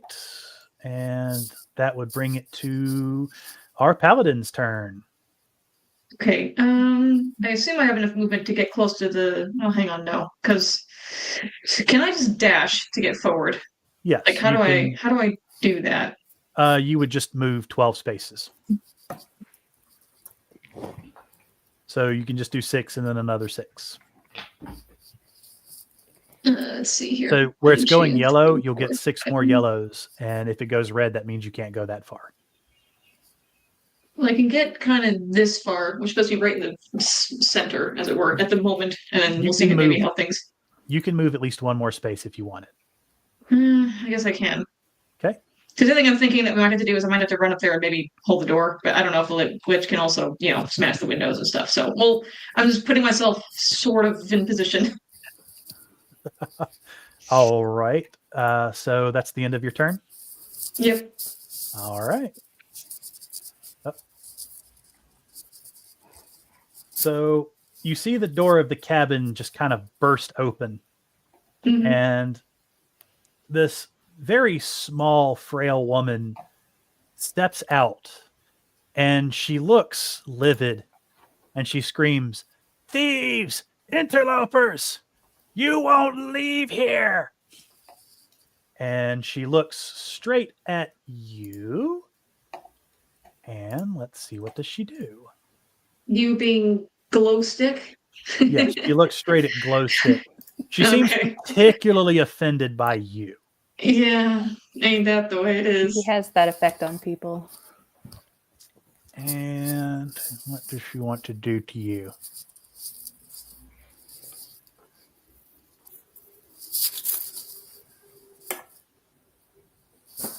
Oh. She's going to start making fun of you. She looks at you and she's like, "What does some glowing, touched by some false god thing think it's doing in my neck of the woods?" And she looks at your vest and says, "Oh, a blue dandelion."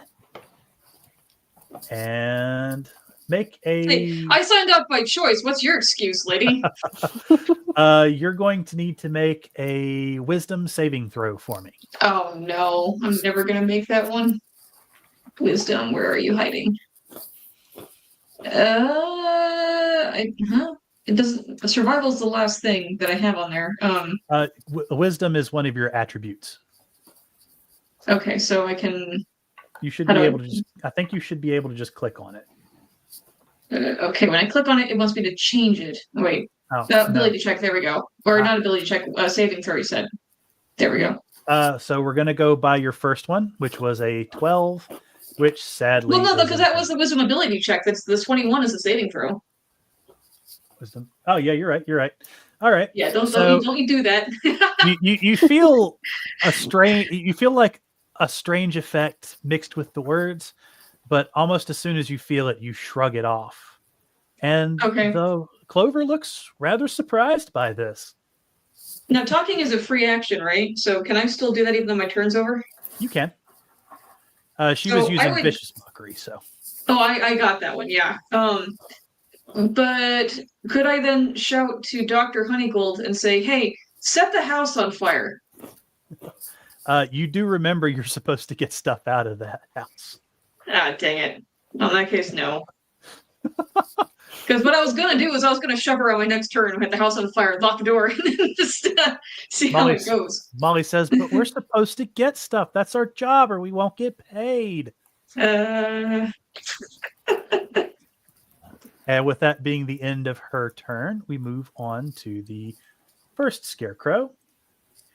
And he is rather insulted at the attack that you performed on his comrade. So he's going to use his entire full movement to rush right up to you. Oh shoot! okay, so Molly said she wants to do firebolt on one of the scarecrows. I assume. We can do Oh, that. she just noticed that they can move. We'll see which one she wants to do, but she was also hoping at some point she can use Mage Hand to pants the witch. But Well, right now the witch isn't wearing pants. She's wearing some long, haggard robes. I mean, Mm. well, we'll just Almost see. like a But house coat.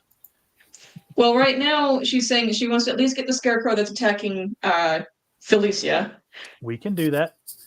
So So we'll we start there. will firebolt that one. It's a hit. Woo. So we will hang on 1 second. I just need to check something. So Molly throws the firebolt straight at the scarecrow and it hits it square in the chest. And it doesn't really have a face on that pumpkin head that can emote. But if it did, it would be terrified. The fireball hits it and the thing goes up in a blaze. And it burns so fast that it just collapsed to the ground and it's almost ashes before the pumpkin falls on top. Ooh. And so that scarecrow is now dead. Goodness. It moves on to the next scarecrow. And if he was worried about that, he's not showing it at all.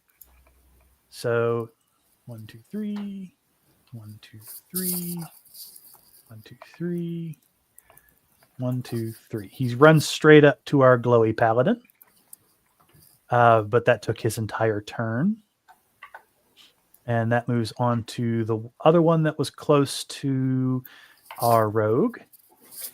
And he runs straight up to her. Oh my gosh. But he didn't have to run quite as far. So he's going to try to attack her. And what's your armor class? 16? It's right at it. It deals 6 damage to you, Oh no. which I've already applied. Thank you.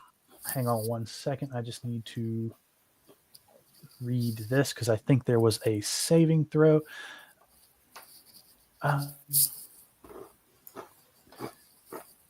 Okay, I remember what it was. Roll me a will save. Okay. Trying to remember how to. So go to your remember. character sheet, and underneath willpower, it would be the one on the right. Willpower, one on. Oh goodness, it's not in the same place as the attributes, is it? Yes, it's up near attributes, and right under your big number, you'll see 2 smaller numbers. And the one on the right should be save. Oh goodness. It'll have like so a little many numbers. Let's see here. So it's a -1 that you would see over there. Come on. So look, yeah, Under wisdom or charisma? under wisdom. Okay. I think. Okay, Oh. that was an ability check. I'll do the saving throw for you. Dang it. Not much better. Okay. So until the scarecrow's next turn, you are frightened. When the scarecrow hits you, it's like it awoke some ancient nightmare within you, and you are paralyzed with fear. Well, shoot. And so the only option, the only thing you can do on your next turn is you can't attack on your next turn until the scarecrow's turn after. Okay. Let me pull back up the combat log because I dropped it. Okay, and that would go to Matt's turn. All right. Well, we've got a few things going on here, so I think I will. Well, I'll cast Magic Stone on 3 of my stones, not just one, on 3 of them. Mm-hmm. And I'm going to just pop forward a bit and lamp a stone at this one here. Okay. +4. It is a miss. Ooh. The stone just sails by the scarecrow. So far, it doesn't even notice. All right. All right. So I'm assuming there's nothing else you wanted to do. That's all I got so far. Okay. Father Krieg jumps into the fray, and he realizes that Glowstick up there might be able to hold off the witch for a little bit longer than the frightened elf. So he's going to dash over to the elf to help. But that uses his entire turn, so there's nothing else he can do this turn. That goes to the last scarecrow. And he's going to run towards the paladin, but that will take all of his movement. I'm sorry, our little glowy paladin. I don't think you're very popular with the mayor. No. That goes to Ninja's turn. You can't do attack, anything. but you can't run. But is there anything else you'd like to do? You can't attack the source of your fear, but you could try to use your blowgun on something else if you wanted. Oh, okay. I mean, there is a squishy little witch up there. This is true. I'm gonna try and blow dart her. Okay. Here, 1 second. It's this one. All right. Wow. So the dart sails out. The dart flies straight at the witch and pegs her right in the cheek, and she howls in pain. But the damage, if anything, is superficial. Oh, By the way, Molly says that she's backstage in the chat. I'll bring her back on. Hang on 1 second.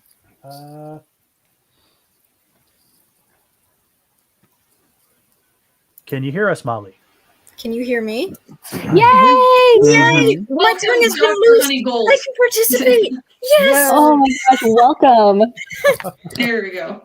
And then So- once I talk to IT, then I'll be able to figure out the heckin' link. Oh my gosh. Well, it's something right now. All right. So the witch has taken damage. It is now Usagi's turn. Now, if I try to move, I'm assuming I'm going to incur possible attacks of opportunity, right? You will get attacks of opportunity. I don't know how much damage they actually do. And I don't have the ability to attack more than one at a time. I don't have any kind of sweeping attack or anything either. You do not. But you are heavily armored, so. Yeah, I'm going to risk it. I'm going to run up to the witch, and we're going to see what Okay. happens. Before you run, I'm going to move you back here real quick. All right. They both get an attack of opportunity on you. So attack. That one misses. And attack. That one also misses. So you are Sweet. able to run straight to the witch. All right. All right. It's hammer time. Bam. Well, they might have missed you, but you missed her. You you swing your hammer, and Why did I have to sleep through that course? the witch laughs as she ducks under the blow. And she continues to make fun of you and the fact that you're glowing.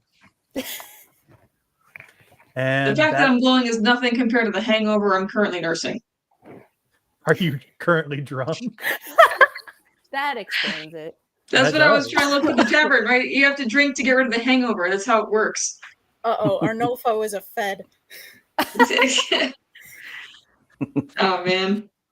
So Clover has decided that she is not happy with you being so close to her, and decides that she is going to do something about it. No, no. Is there an incoming thunder wave? No. Roll a wisdom throw for me. Oh, no. It was saving throw, right? Yes. All right. Clover says some words in a weird, guttural, spitting language you don't understand, and a wave of drowsiness passes over you, but you fight it off at the last moment. Holy cow. She tried And- casting sleep on me? She did. Yeah, well, who sucks at their job now, huh? She seems particularly affronted at that, and now it is Molly's turn. Where would you like to go, Molly? What would you like to do, Dr. I- Honeygold? Would like to set another one of them on fire. All right. Which one would you like to set on fire? The one that's closest to Ninja. Okay. I think Thank you are you. close enough to do that. I will move you over here just to give you a better shot. And you rear back and you feel the spirit of fire in your hand and you cast it forward towards the scarecrow. It hits it in the chest and it immediately goes up in flames. And it too falls down in a pile of ash. And that's another scarecrow down. Woohoo! Pumpkin pie for later. We're saving those heads. I don't know if I I want to say. eat those. All We're right. saving them for science. This other scarecrow, particularly upset that it didn't get a full attack on you, runs up and tries again. And he misses.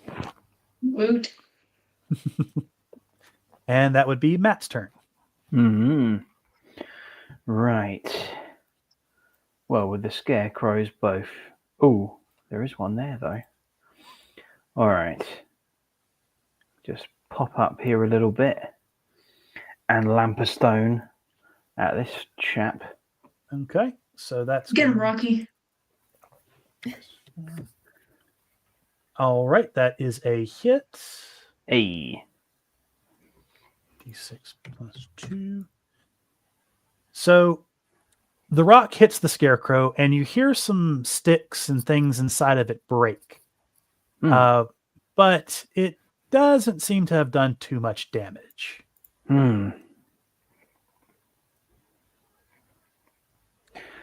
Okay. I've got a little bit of movement left, so I think I'm going to head this way. Just about there. Maybe back one. Actually, hang on. No, there. I think that's all my movement. All right. And that's all I'll do. Okay. That moves us on to the mayor. The mayor, who's a little upset that he hasn't got to smash anything so far, runs over to this other scarecrow, and he will attempt to attack it. And he succeeds. Let me just check something real quick. So he swings the sword, and the sword does tear a large chunk of fabric and a good deal of straw until it hits a metallic clang.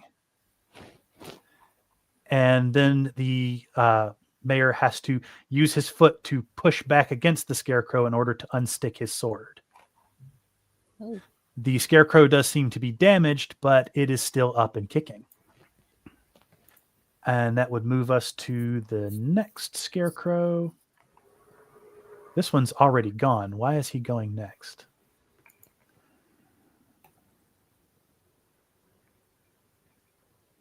Oh, no, that's the one near that he was attacking. Yeah. Yeah. So this scarecrow, being particularly offended by this, as offended as it can be, tries to return it, but the attack misses. As the scarecrow flashes, you see what looks like blades come out of the sleeve, and they glance off the armor that's being worn by the mayor. And that moves us on to Ninja. Your turn. Noted. All right. See if I can do anything this time. I'm gonna join Arnulf. Well, I might join the mayor actually. Okay. Don't take it personally. Okay, not personal. I get it. We'll try to stab it with a dagger. Okay. Roll your attack. It's 12. All right. So the dagger goes in and it just kind of sinks into the scarecrow's body. You can tell it did some damage, but it didn't do as much as you thought it might. Oh. The scarecrow still looks completely able to just wreck your day. Uh-oh. All right. And that moves us on to our glow stick. Yeah, well, I'm hoping Dr. Honeygold's gonna take care of the one next to me because I'm gonna attack our resident midget. You're going to attack the frail little old lady? Ooh. I am. So you swing the hammer at her, and you do feel it connect. It hits her straight in the solar plexus. And it even pushes her back a little bit. And then you hear her scoff and look you in the eye and say, "Is that all you got? Some aspirant you are." No.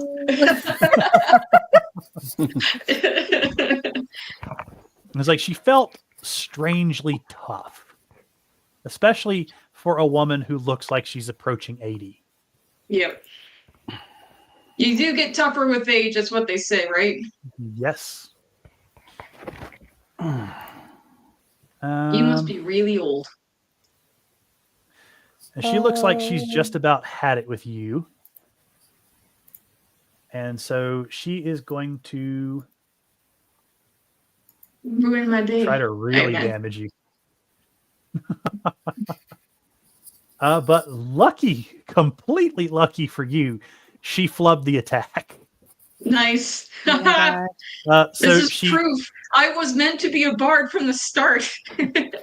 she reaches out to touch you, and you feel some really heinous stuff just kind of manifest from the aether. And you get the notion that if it touches you, it's going to be really bad. And at the last second, you duck out of the way. Okay. All right, that would be Clover's turn. And now it is Molly's turn. What would you like to do, Molly? I would like to set another one on fire. Which one would you like to set on fire? The one by Glowstick. Okay. Thank you. You hear it distantly. Thank you for I will You- move you up favorite. Just so everyone knows. 6. And we will cast Firebolt, which was an oddly auspicious spell. All right, and it does hit. And that does...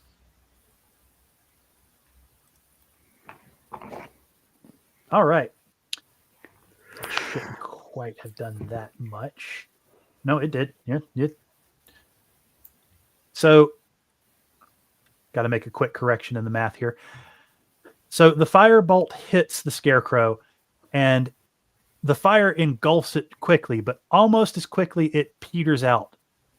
But the scarecrow looks tremendously worse for the wear. All of its clothes are burned away, and underneath you see an odd skeletal structure of old rotten wood, old farm supplies, scythes, hoes, just all sorts of things mangled into what looks like a weird and perverse amalgamation of a human skeleton. Oh, that's disturbing. But interesting. And then I record that in my little notebook for science. Yes. It is now that scarecrow's turn.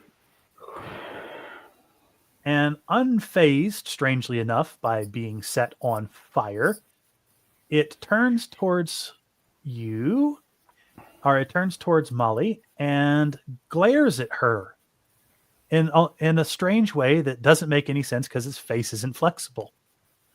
And Molly has to make a saving. You're not dead. You have to make a wisdom saving throw, which you pass. So you get a strange sense of terror that washes over you, but just as quickly as it comes, it fades away. So you are safe. And it is now Matt's turn. Mm-hmm. Right, well, I think just because,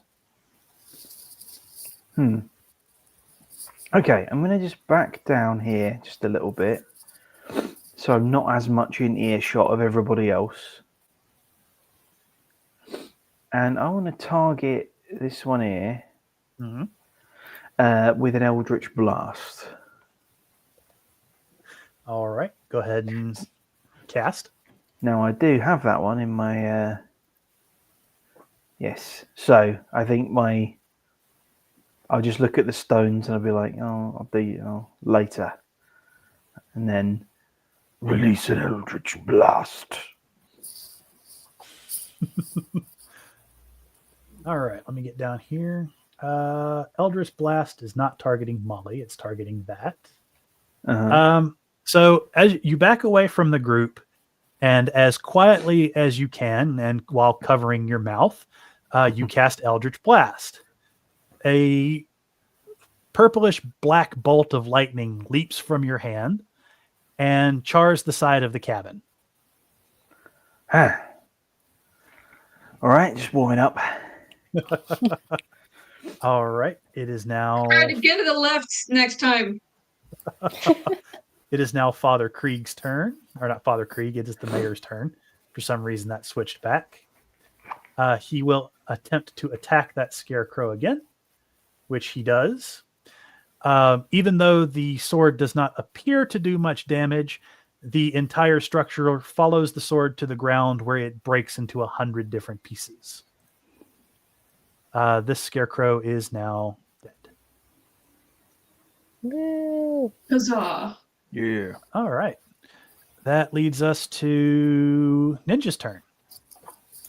All right. I am gonna move up and I'm gonna try and use my dagger on this guy. All right. Go ahead. Ah, All right. You attack, but the scarecrow throws up one of its hands, and the knife bounces off one of its metallic scythe-like fingers. dang. Glow stick. It is now your turn. So, shoving is a free action, right? Yes, it requires an athletics check.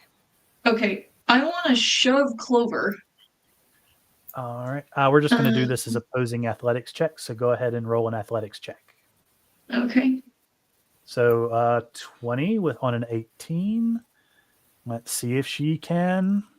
You're trying to shove her, right? Yep, shove her either back in the house, just on her butt, whatever. A dirty So 20. she's not quite as proficient.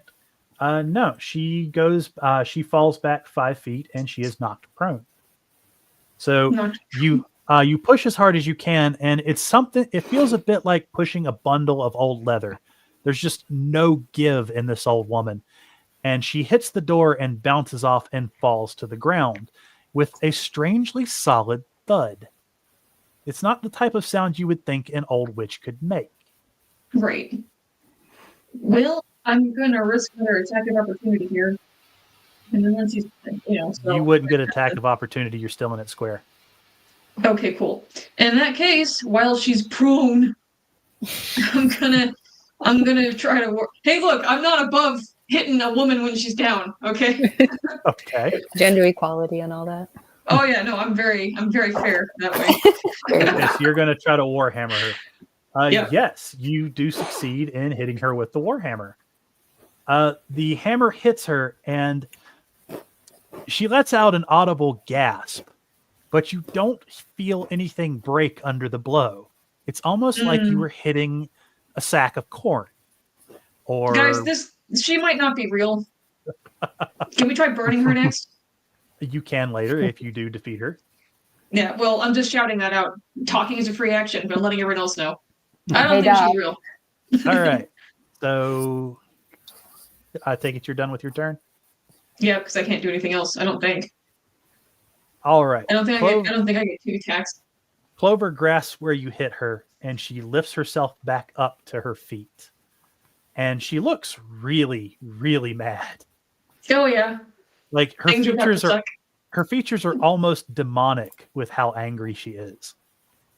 And she extends a hand and tries to cast another spell on you, which does hit. You take 16 points of damage. Holy cow. Yeah, Which I die. basically drop. So when she touches you, wounds just open up all over your body, and you start to leak blood, and you fall to the ground. You will have to make some death saving throws on your next turn. Oh, yep. Yep. She did Um, more damage than I have HP. Yes, she did a tremendous amount of damage. Yes, she did. I honestly wasn't expecting you guys to do as well in your first fight as you did. To be fair, you're doing very I good in told this you fight. on the test combat yesterday. It's like I'm level 1, man. 13 cats can kill me. I mean, you were warned. She is a witch. Yes. All right, Molly, it is your turn. Can I heal Glowstick? You can't. Wait, cure directly- wounds can get someone up, right? Or yes, it can. Let me see. I think it's a touch spell though. Yeah, it's range touch. So you would have to be right up on him to touch him. When the she also if you- has save from death, right? yeah, she could save you where you would just be unconscious but not dying. Gotcha. What would you like to do, Molly? I want to touch him. Okay. Reach out and So- touch somebody. You move up to Usagi, and She can't resist my my raw Roll there, charm, bud. even while I'm dying. so Slow your roll. conjuring on your ancient magical DNA, you feel the power of restoration and life flow through your veins. And as you reach out and touch the paladin, you see his wounds close instantly. And he's returned almost as good as new, except for the slight rents and blood marks in his clothes. So you are no longer dying. In fact, you're back to full Yes. health. Dang. And that would be Molly's turn. Now it's the Scarecrow's turn. The Scarecrow is still, let's see, what's his life at? He's still really shaky, but he turns his pumpkin head to where you ran, and he glares at you again. We are going to need to make a saving throw, which you fail. You now feel fear wash over you, Molly. Uh-oh. And on your next turn, you cannot attack or approach the source of your fear. The Scarecrow's turn is done. It is now Matt. Right, there's a few people in the way there, so I'm just gonna shift this way. There we are. Did I get hurt by the All fear? right. No, you're just afraid. You just can't. Okay. You can't Got do one anything. more. Okay. So no heart All right. attack or anything. No, you just Okay. can't attack the Scarecrow. You're All right. paralyzed with fear, is what it is. And a fresh Eldritch Blast. We'll head out. And what are you aiming at? The witch. Okay. Did it Oh. do it? Let me see. I don't see Eldritch Blast. That looks on pretty there. Yes, it did. Oh, there Down it at is. the bottom. Okay. That's much better. Oh yeah. So it so the black lightning leaps from your hands and arcs around all your teammates in improbable angles and strikes the witch. And she shrieks as it hits her. She's still not down, but she looks substantially worse for the wear. And she shifts her focus from the glowing paladin in front of her to you. And you can see that if she gets through that guy, she's going to do terrible things to you. And I take it that's the end of your turn. I'm just gonna I have a couple more. I have 10 more feet of movement. I'm just gonna move behind the mare. All right. Well, it is the mayor's turn, and oblivious to your cowardice, he seizes the opportunity.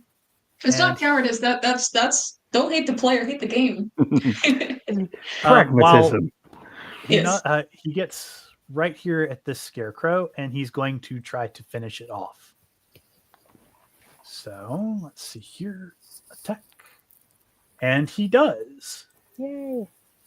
The Scarecrow crumples to the ground as easily as the last one. And so all that's left is Clover by herself. And that would bring us to Ninja's turn. I guess I'll go up here I suggest a range attack. Just letting you know. Having myself touch this creepy old lady, you don't want to touch her.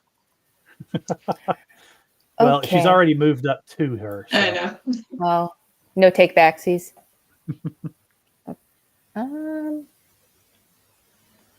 I guess I'll use my dagger again. Okay. Finally. Ooh.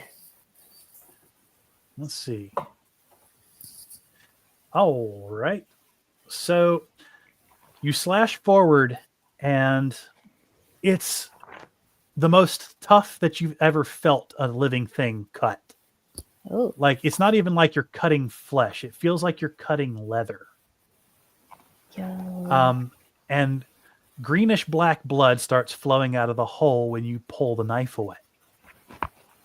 Ew. Clover looks absolutely in an awful state. Like, you could see her eyes starting to lose focus. And with that, it is the paladin's turn. Well, is she still prone? She probably is because she hasn't gone yet. No, she got back up. She did go okay. again. She touched you with open wounds. Oh, that's right. That's right. Well, inflict wounds, whatever it's called. Yes, she hit you with inflict wounds. Well, I am tempted to try shoving her again just into her door, see if I can get her, and then hit her with the hammer again. She looks about half dead. You could probably, you can do what you want. I want to maximize my abilities here because I keep rolling badly on attacks. All right. Well, if you want to shove her again, roll athletics. And I have to roll an opposing check. Oh, so you try to push her, and she's strangely stout for the old woman that she is. And she just doesn't budge. That's okay. I still have hammer. Okay. Go ahead and hammer time. Just did. Got 19 to attack. Yep. Yes, you take out your hammer and with a downward swing, literally just crumple in her head. And she stands for just a moment longer, twitches, and then falls to the ground dead. And I might be glowing, but you aren't. But you ain't growing. Sorry. With that, the combat is over. All right. I'm surprised. I wasn't expecting you guys to get that done so easily. Thanks. Thanks, GM. I was like, I shouldn't unleash 4 scarecrows on them. That might be a bit too much. I want to perform an autopsy. On autopsy on what? On the witch. On everything. I'm already rifling through her pockets, so I mean, rifle through her skin. All right, we're gonna do this Respect for one the at dead. a time. So you rifle through her pockets. Make a perception check. Okay. Hopefully, I don't flub this one. Oh, I think I flubbed it. Let's see here. So you don't notice anything in her pockets. In fact, Nope. There's holes in her pockets that lead under her clothes, and you're just touching what feels like really old leather. Congratulations, you just felt up an old witch. Yeah. All right. I will step back. Think about my life choices a little bit. Ninja, go ahead and roll a medicine check if you want to do an autopsy on her. So just click on medicine. Oh, Molly did. Oh, Molly did. Okay, Molly did. Let me pull up The Molly. doctor, the PhD. Yeah. I don't know if I gave her medicine as one of her things. Okay, well, she got a pretty good roll on that. So Molly cuts into the flesh of Clover, and the big problem is there doesn't look like there's any organs. There's certainly blood, and there's certainly skin and odd, thick, fibrous tissue, but there doesn't seem to be anything that would resonate as a human organ. And the blood itself is black and rancid. Felicia just throws up. I write that down in my little science book. Science. And I try to. I'm back here. I don't want to try to take talk some of the tissue. All right. Do you guys want to try to? So the mayor walks up, and says, "We're not interested in the dead corpse. See what's inside the cabin." I'm looking through the window. What is there anything in there? I'm crawling. So you look in and you see it's kind of dark in there, to be perfectly frank. It's really hard to make out anything, and you can tell the sun's starting to go down. Glow stick, get in there. All right, I have to hop gingerly over the sick and over the dead lady. Here we go. And she's Whoops. very small. It's very easy to do. Yeah, but there's also a pile of sick, and also there's like black goo everywhere. Here we go. Oh, yeah, All it's a right. nice black, green, muddy puddle. All Oh, right, yeah, the, so- the room is now illuminated. Now that you're in the room, you can see a couple of things. Anybody who wants to examine the room needs to be in the room. Can I go through the window? I don't You want to can get go here. through the door. You're not on turn, so Very reluctantly. the windows are really just holes in the wall that have wooden shutters. Okay.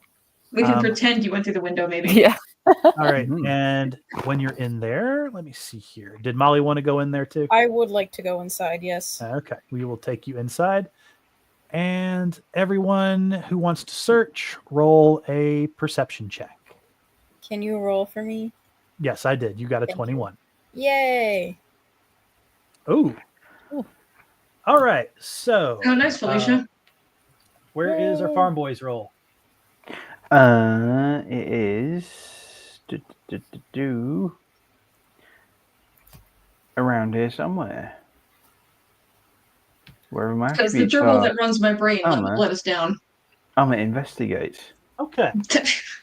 So, I will go in order. So, on your side of the room, Ninja, you see a little pile of bones that look like they once belonged to children. Oh. And it looks like that they were being incorporated into these little fetish idols that the witch was making. You also catch a glint of something in the shelf nearby. Do you want to look further? Yeah. All right.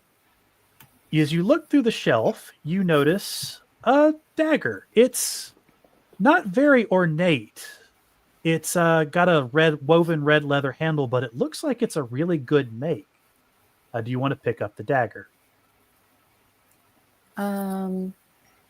Would I be able to do an Arcana check? See if You can. it's, like, got magical properties. So you don't notice anything immediately suspicious about the dagger. Okay. Then yeah, I'll grab it. All right.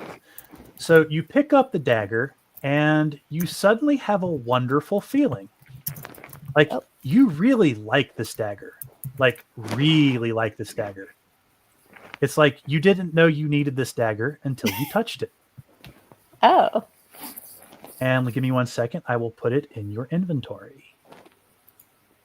Can I have your old dagger for science?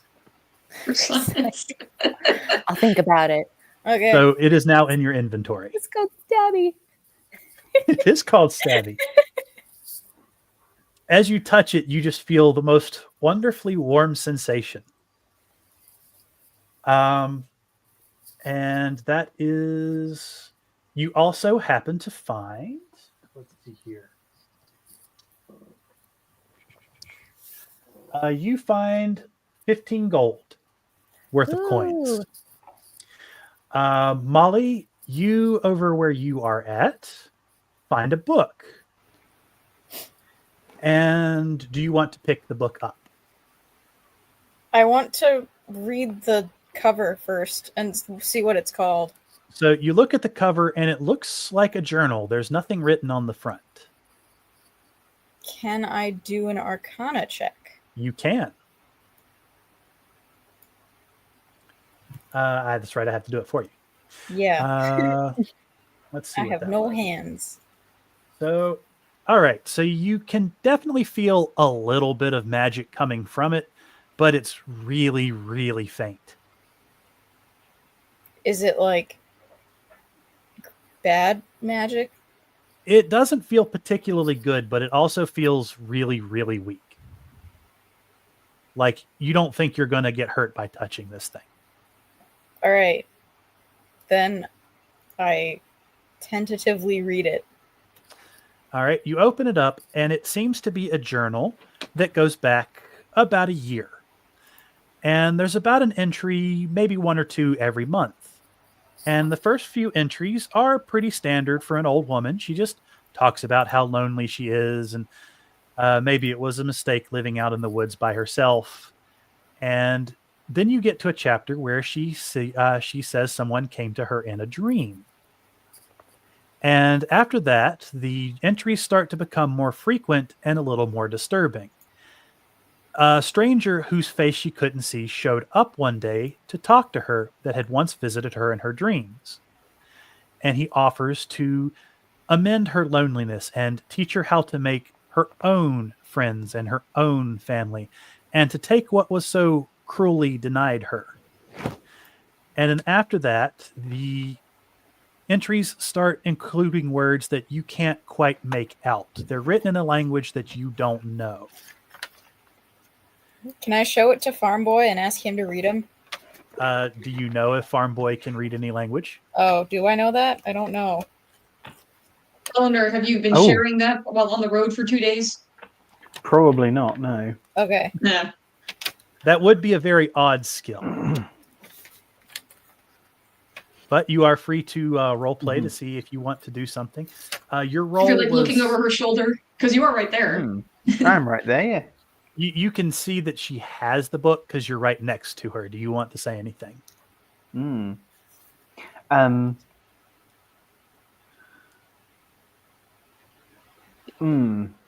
Anything interested in Do it? you want to look at this? Do you want to read it? You want to flip through? Sure. Yeah, what's she talking about in there? All right. So you get to the later chapters, and I'm going to throw this to you in a private message. Okay. And you can choose whether or not you want to disclose this information. On Let's see. Discord, is it? Yeah, give me 1 second. All right.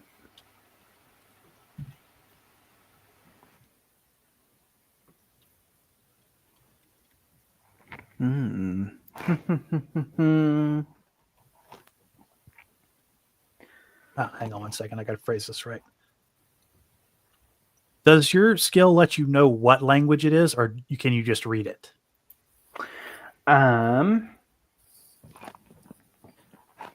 I will need to double check, but I think I can. It allows me to read any written language. It just matters because if you know what language it is, that will tell you a lot more information.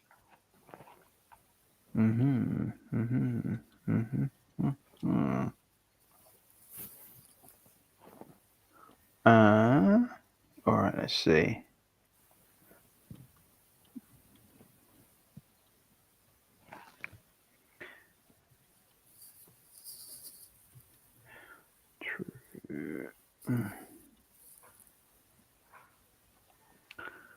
Well, I'm not sure where that is now. If you need to, you can do a quick Google search, or I can do it. Yeah, I'm looking for it on Google, but I cannot find where it says it. Unless it's Eldritch Sight or something like that. Mind, Sight, Smite, Spear, no. Eyes of the Runekeeper, apparently is what it's called. I can read all writing. It doesn't say what. Yeah, it doesn't say if I can actually know what language it is. Okay.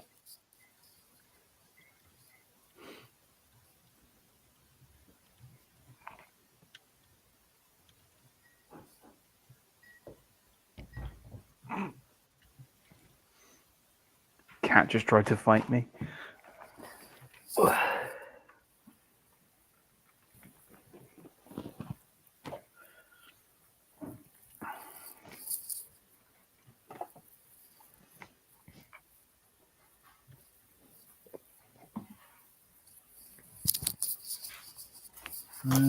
Almost done.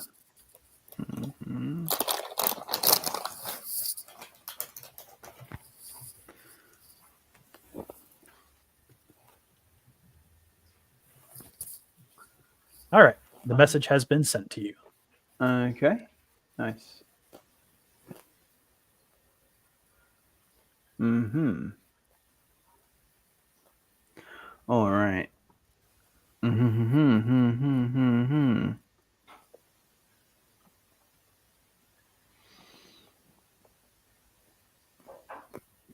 While you're reading, the mayor steps in the door, noticing there's no immediate traps. Yeah, so far as he's been able to All perceive. right. No, so far as we've not triggered any. Yeah. I think we'll need to take this back with us. It's Okay. this book, yeah, it's talking about how. So she animated all these things, all the scarecrows and that. She animated them, probably also the wolves. Whoever spoke to her was not human.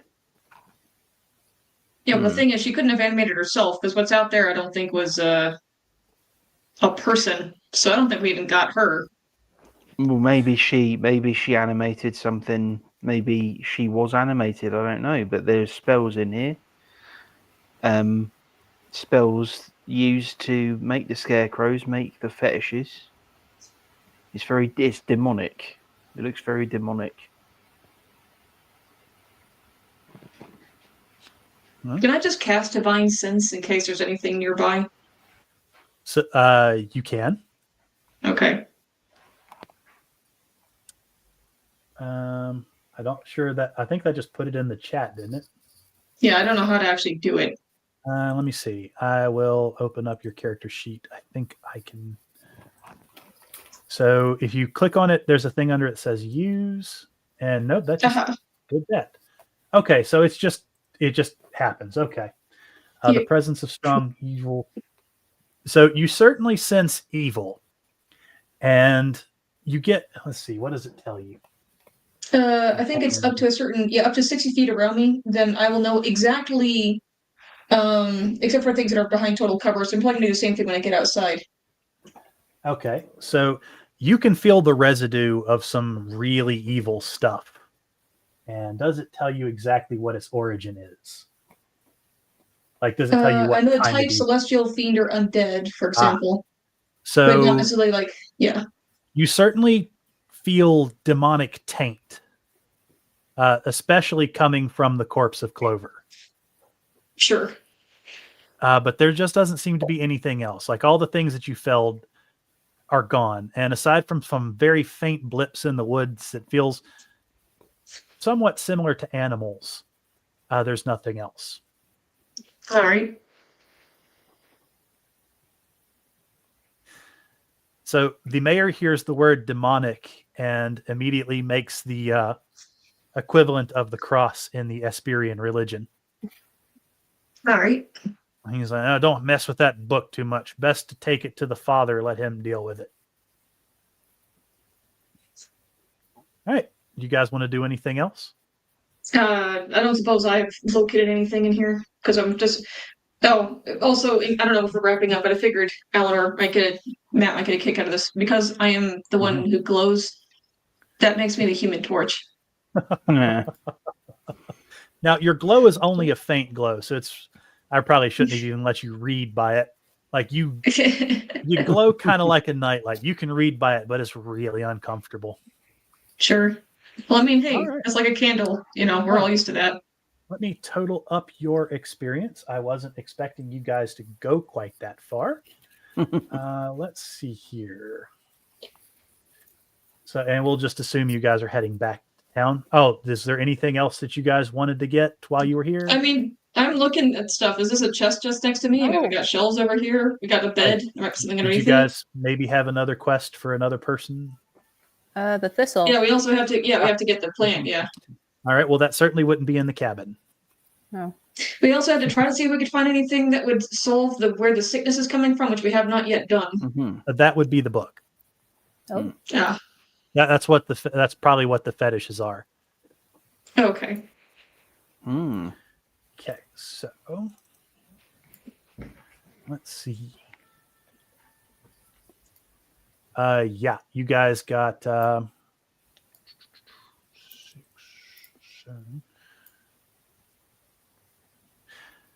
Well, this is going to be quite of a jump. So, guys got 600 for the wolves, 700 for Clover, and 800 for the scarecrows, which would bring you guys to, I think that's 2100 experience. Dang. Is that Are split we already between like us? level 3 at the end of that? Actually, I probably should split that. So that would be split among 4, which is not a fun thing to do. I'm just going to round that to 22 to make that easy. Actually, I'll run it to 20 because you had the mayor here. So you guys each get 500 experience. Okay, do we type that in or do you type that in? Let me see. You can type that in. 500. Okay, so if I type in 500, what will this thing do? Will it freak out? No, it'll just say you have 500 of 300. Okay. It filled up the bar, so. I'm trying to remember where it is you level up. Let's see here. I thought it was under attributes, but I was wrong. They move all this stuff to different sheets. Theme, user settings, theme settings, tab settings. Thing. Oh, right. It's I think it's under your, because you'll have Paladin lit. Yeah, so go to your features. Features, And, okay. Yep, and you'll see your class, and where there's a little drop down for level, just go ahead and go to level 2. Huzzah. And I think that might start walking you guys through what to do with your level ups. Okay, so I just rolled for more HP, so next. Okay, I can't definitely see want any of myself that in. anywhere. So Yeah. you're under features, right? Yep. Okay, let me pull up yours because. Oh, speak classes now. I got it. Yep. So we're up to 2. Oh yeah, Alright. Ninja. Did you happen to look at the features of your dagger? I didn't look too far into it. I still can't figure out how to It would increase be. my level. I'm sorry. That's okay. So you would go to features, Their features. and you would see where it says class and rogue. Classic rogue. Oh, thank And there's a you. little drop down. Thank you. Level 2. Okay, now I'll look at my dagger. Daddy. And since it's your dagger, you can choose whether or not to share whether you got it or not. Alrighty. And I will leave Molly to level herself up because we might still have to make some alterations.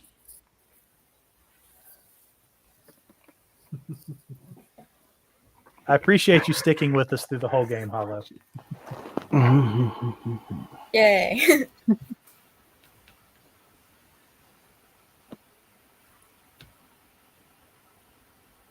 All right. I will give you guys some time to do your level ups. Let me know if you need any help from me. Yeah, I'm gonna hold off on that and see if I can make the link work for next time and then mess with things. So I'll just we might have to do some fidgeting with your character to get it exactly where you want it. Yeah, I'll just keep all of those in reserve for now. Well, I'll give you guys credit. You're far more capable than I thought you were going to be. I thought sticking a witch and 4 scarecrows and 6 wolves on you would certainly stop you. Mwahaha. I was concerned enough about it that I put a level 3 warrior with you. All right. I need to decide on my fighting style and I keep going back and forth here.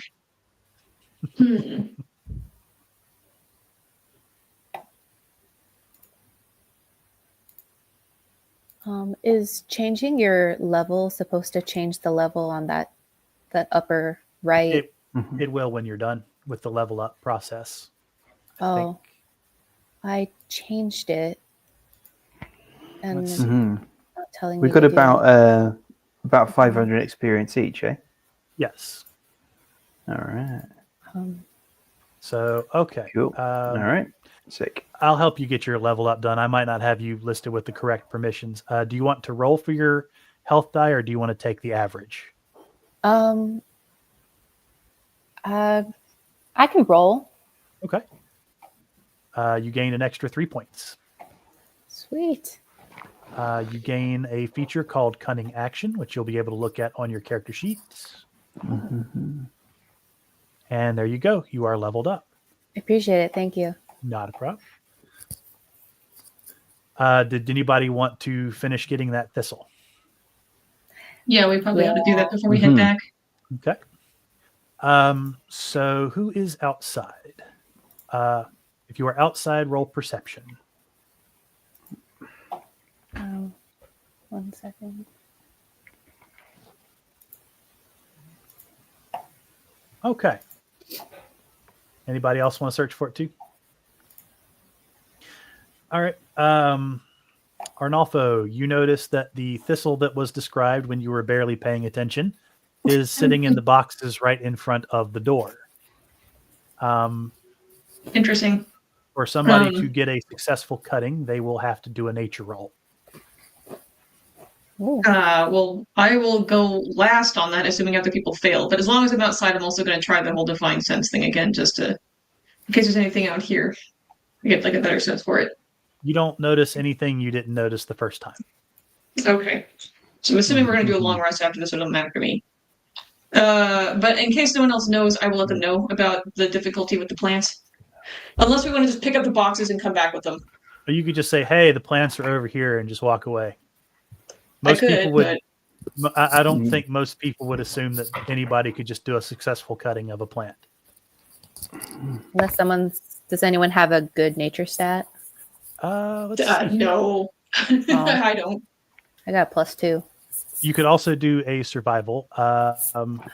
Nature. Molly has a +0. Oh, I thought I would because I thought I'd have something because I'm a wood elf. Okay. Well, technically, you guys are just elves. Like there aren't any dark elves or wood elves. You all are just considered elves. Oh, okay. And you don't know how to differentiate yourselves because you lose that knowledge when you come into the human side of the world. How heavy are the stupid boxes? Which boxes? The ones that have the flowers in them. They are planter boxes. They are full of dirt. So you could certainly pick up the whole thing, but it's probably about 200 pounds. What is my carry weight? What if we... Okay, bright idea here. What if we took out some of the dirt? Can we do that without harming them? That would require a survival or a nature check. What about making like a pallet, right? We get some of these the trees, some branches, and kind of tie them together, and then just load them on there and we can drag it back. Whole thing. The mayor looks at you planning this and just kind of shakes his head. He's like, it's a cutting of a plant. It's a weed most of the time. Just try to get a good cutting. All right. Yeah, see, when I tried that, as you can just see from my roll... The mayor, exasperated, just lowers his hand and turns around as if he's going, why did I even bother? Because clearly when I tried... There were 4 thistle plants in there. There are now 3. Yeah, that's exactly why we were doing it this way. You effectively reached your hand in and just pulled it up by the roots, leaving most of the roots behind, and somehow bruising the entire plant in the process. Right. That's exactly why I wanted to. You can hear the mayor in the background going, "It was a freaking weed." Hey, Rockstar, what's going on in there? Do you have a nature? I don't know if he's still in here or not. No, he said he had to go. Oh. Okay. Yeah, I'm still here, but I do have to go. Okay. Do you want me to roll a nature check for you to see if you can pick one of these? Go ahead. Yeah, you successfully get a cutting. Oh, thank you. All right. It wasn't a high difficulty.